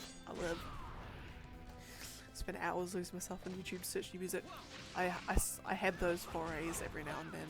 At the moment it's with jazz and like jazz piano and jazz cause all like Japanese jazz fusion. I love it. It's probably all I'm gonna talk about for like the next 2 months. But like cause I love it because it's sort of the sort of genres that it kind of, all sorts of elements to it. It's like a little bit of blues, a little bit of like jazz, a little bit of funk, actually a lot of funk actually, rock, like this particular band, oh my god, Cassiopeia, this band is just incredible. Oh, it's just absolutely incredible. But their guitarist, Noro, just some of his solos are just beautiful, like gorgeous electric guitar solos. And yeah, it's just amazing. Oh, it's amazing. And then they've got like often it'll have like quite a bit of like synthy keyboard in it as well. And you kind of like, you're listening to it and you're just like, I feel like this was the inspiration behind Japanese video game music from like the 80s and the 90s and maybe early 2000s. Like I feel like this is where Mario Kart music was born from, was all this stuff. It's just like it's got this weird, yeah, like this vibe to it. Yeah, I love it. It's just amazing. If you had a music phase or a genre you listen to, be able to come back to it. Ooh. That's a good question. I feel like I did. I'll watch you melt.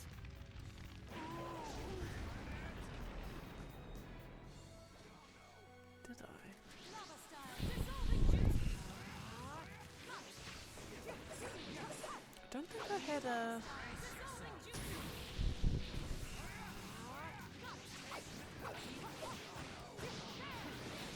I wouldn't say I had, like, I suppose small... So it's like if I think about it, I suppose the phases, I guess, of...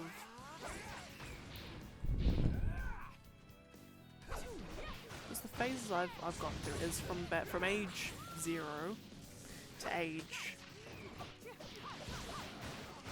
12, 13. It was just like pop, just any song I liked.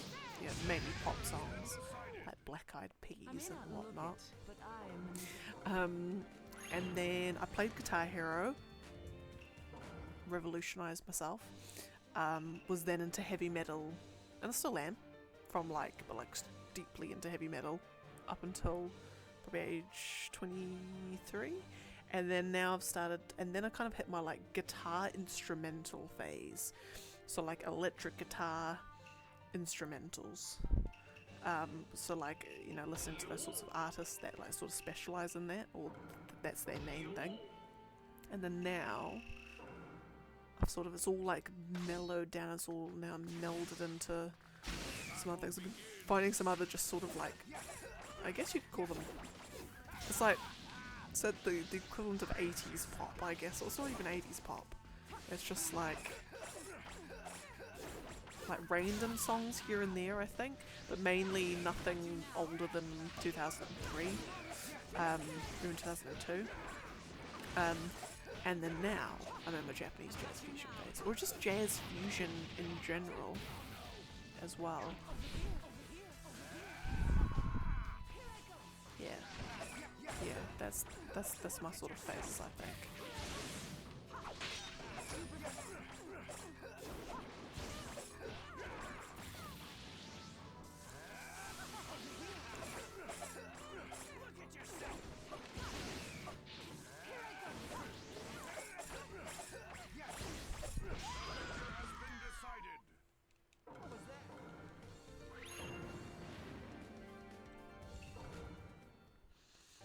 We have metal so much so I even tried death metal. Yeah, death the black doom metal. It's too nah, I can't go that I can't do that. I'm just like, y'all just need to like go eat an ice cream or something. I think you're all missing like the joy of ice cream in your life or something. But yeah.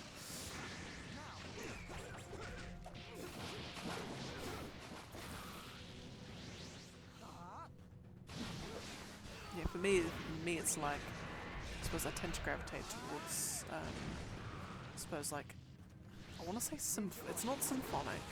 I've got a couple of symphonic metal songs, like mainly sort of like anything that's got like maybe power metal, I guess. Yeah, power metal. Yeah, no, power metal actually. I love lyrics about dragons. You know, never get enough of like songs about you know, dressing up and like riding your horses into the plains of battle and fighting demon overlords with like flaming swords and armies of elves or something. I love it. It's like Lord of the Rings but in music form. It's beautiful. And then also Iron Maiden. Iron Maiden's just my favorite band. Full stop. Yeah, so that's sort of my main ones. Oh, that's right. Yeah, no, Bull, I remember you saying around melodic metalcore. Yeah. Oh, they were local bands. Oh yeah, of course.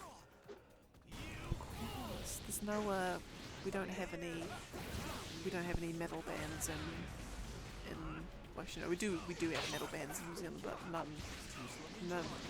that were particularly famous where I was brought up.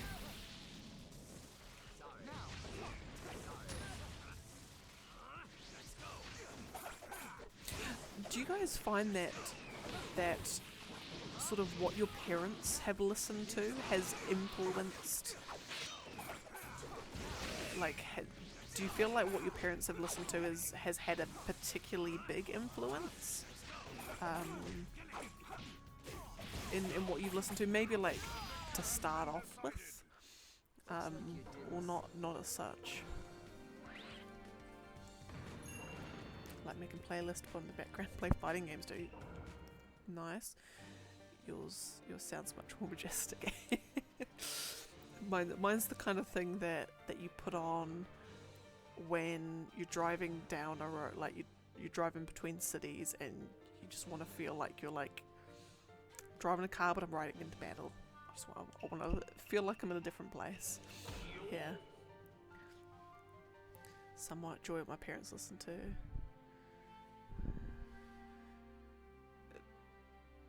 Something terrible. He's gone to so many metal shows and they just cause why not? Oh my god, that's actually kind of neat.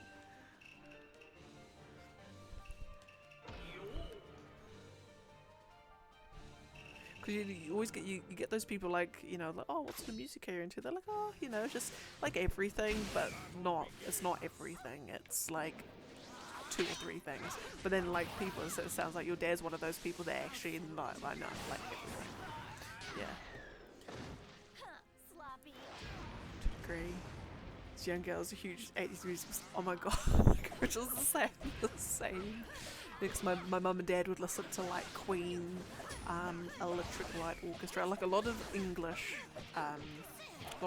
art bands. Definitely, especially my mum. It's almost like exclusively English bands. So I sort of grew up with, yeah, English music from the 80s and 70s. And I've kept that a little bit.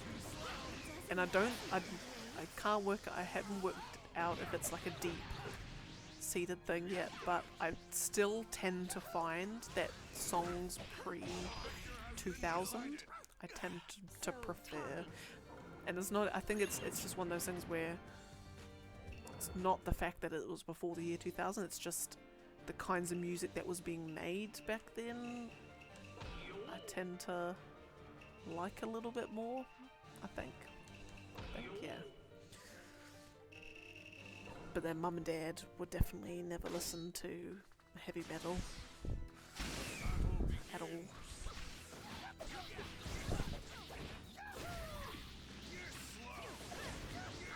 Although my dad, like I said, my dad was in a band in his 20s and 30s. He used to be a bass player in a band. That's just, one of those ones that just did the pub circuit. So him and mum appreciate, they can get quite into their music. When they get drunk on a Saturday night and then you're having to be kept awake because they're both belting out power ballads or their songs. They'll put on headphones, so you can't hear what they're listening to, but they're belting out all these songs.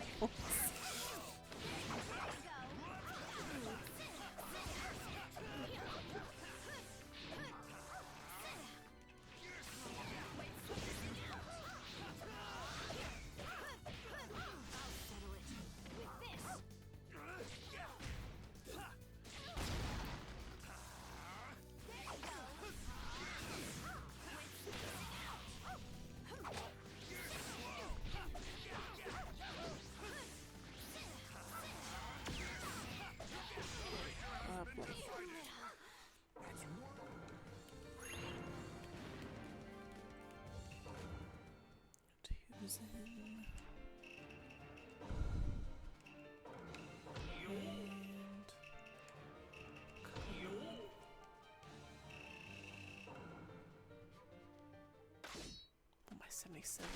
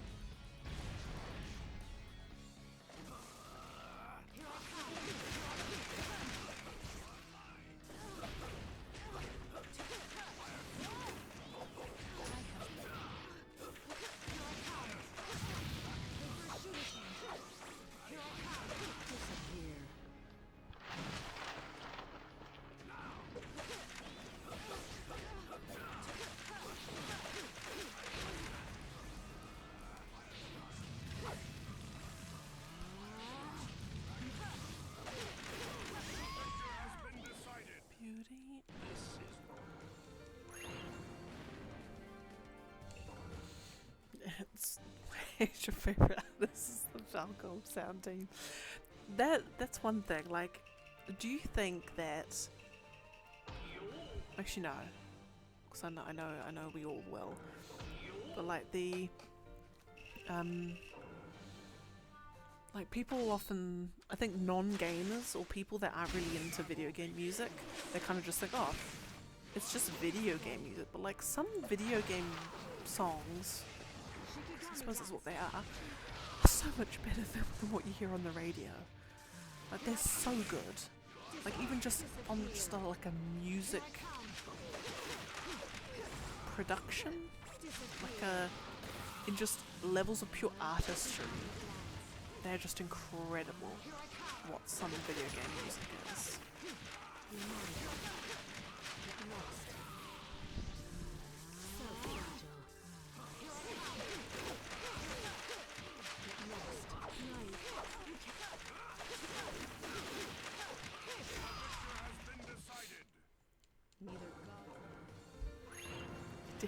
Falcon music too. Oh, that's neat. If you don't play video games, you probably think all video game music sounds like World War II. Pretty much. It's like it's oftentimes when I hijack, much to everyone's displeasure, the Spotify at work. We've just got like music just playing in the background quietly, and everyone's just like, "What even is this? Like, you know, who sings this? Who's whatever?" I'm like, "This is from a video game," and they're like, "Really?" And it's just like, "Yeah." And they're like, "Oh my god, I didn't realize video game music had, was like this." And then my boss, who's got knows absolutely bugger all about video games in general. She's like, I'm slowly like teaching her there's a little bit more to video games than just like World 1 or Mario. Yeah. Pixel, there, what today here? Cold Steel 4 opening. Oh god, I really. This reminds me, I really need to finish Cold Steel 2. I feel like I'm almost there.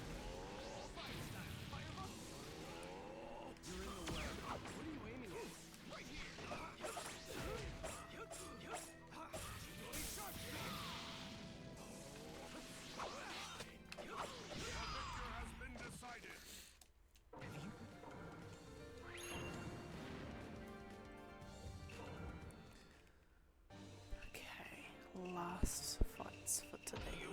Toby and Shikamaru. Doom OST. Try Deathwell again still. Yeah, I'd have to agree that that OST, the gameplay feels enhanced by the OST behind it.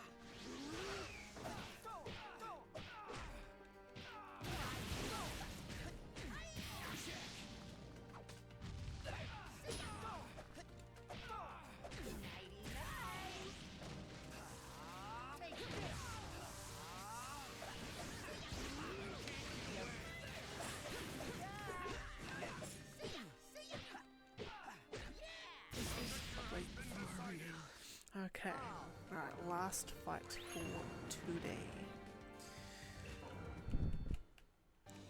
Shikamaru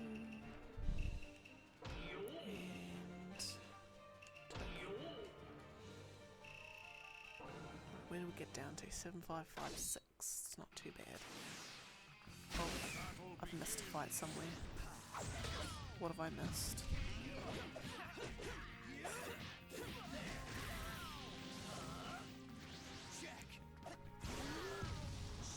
Success! Ninja Art! Shadow Strangle Jutsu! What have I skipped?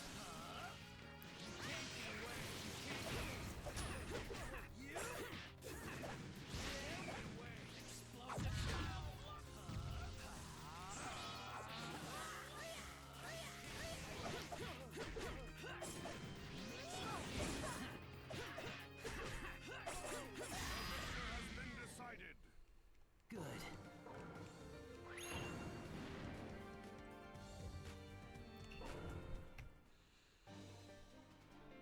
I feel like I skipped this fight with him. I feel like I didn't do this one because it should be an even number up the top. Yeah.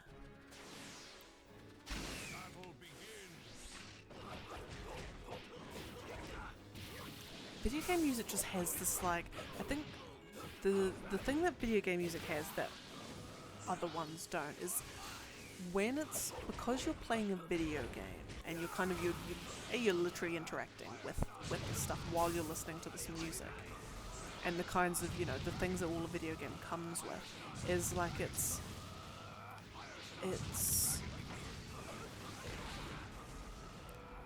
think that's probably why. So like when you hear it outside the game, you're still thinking of everything in the, like the feelings that you were having when you were playing that game. Like I remember when I went to the to this Zelda orchestra concert a few years back. I was like not sobbing, thankfully, but like tears just like the waterworks just turn on like instantly. Like instantly the waterworks turn on. And I'm just like, that's me done for the rest of the day. Well, I'm just gonna do a couple. I've just decided I'm gonna do a couple more. I'm feeling fruity. Gonna do a couple more. I'll get up to 84. Battle begins.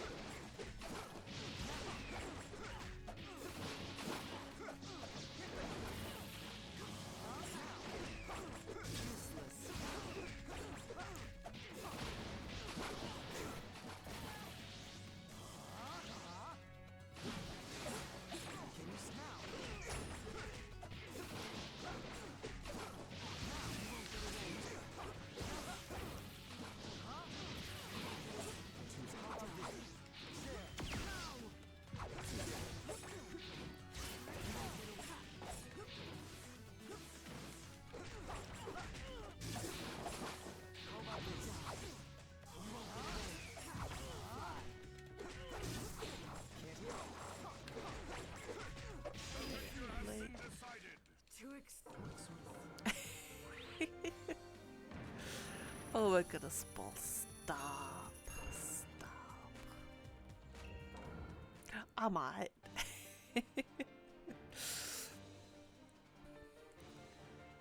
Goodness, 245 hours, my lordy.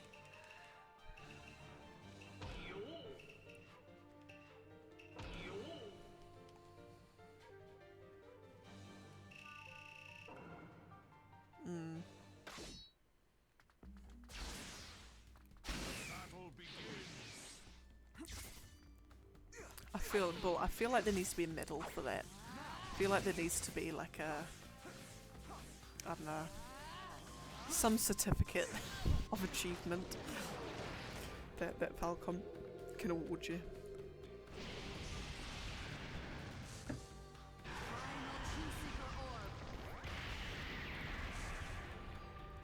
Best of Falcom. I mean, by the sounds of it, the best of Falcom is like literally just every song they've ever done, just already in the best of Falcom.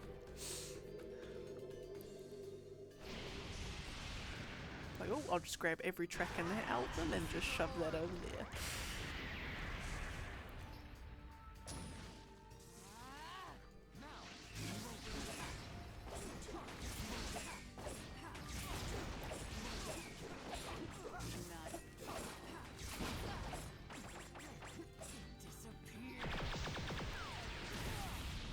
Oh, they've got 5,000 songs. Then again, there is a lot of games that there's coming from. 5,000. That's insane. That is insane. Look, and I thought Masayoshi Soken had heaps. And he's just done FF14. I thought he had heaps, like several hundred. Oh my goodness.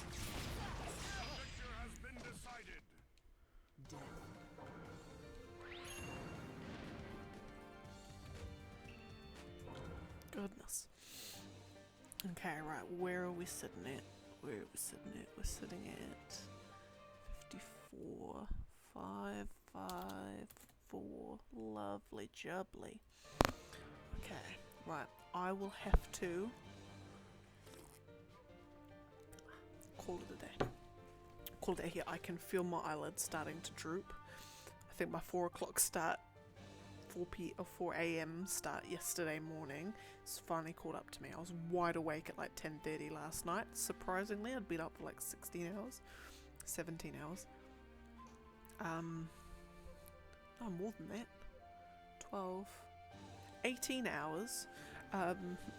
So, but now it's finally catch up to me. So, call day here. Call 2 tomorrow. Ooh, E6 tomorrow. Although I'm thinking,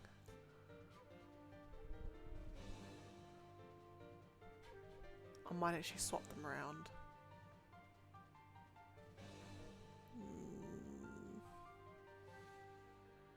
No, do E6 tomorrow, and then Cold Steel on Saturday, because I might actually start a little bit earlier, because I want to get more of Cold Steel done, because I'm ready. Like, I don't want this game to end, but I need it to end so I can get onto Trials in the Sky. But yeah, but no, thank you all. It has been fabulous having you here. Falcom, we're all gonna go on Falcom. Let's just we will depart and go on a Falcom listening spree. That is our challenge. Well, it's actually, it's not even a challenge. That's our task. It's not even a task. We're just gonna do it. But anyway, I will catch you all tomorrow for some Essen. And then after that for some Cold Stealing. I'll try not to talk about more Japanese jazz fusion, because it's all that's on my mind at the moment. Anyway, I'll see you all next time. Have a fabulous one. Take care. Love you all. Stay safe. Stay well. Stay fruity fresh. Stay hydrated. Peace. Ciao. Sayonara.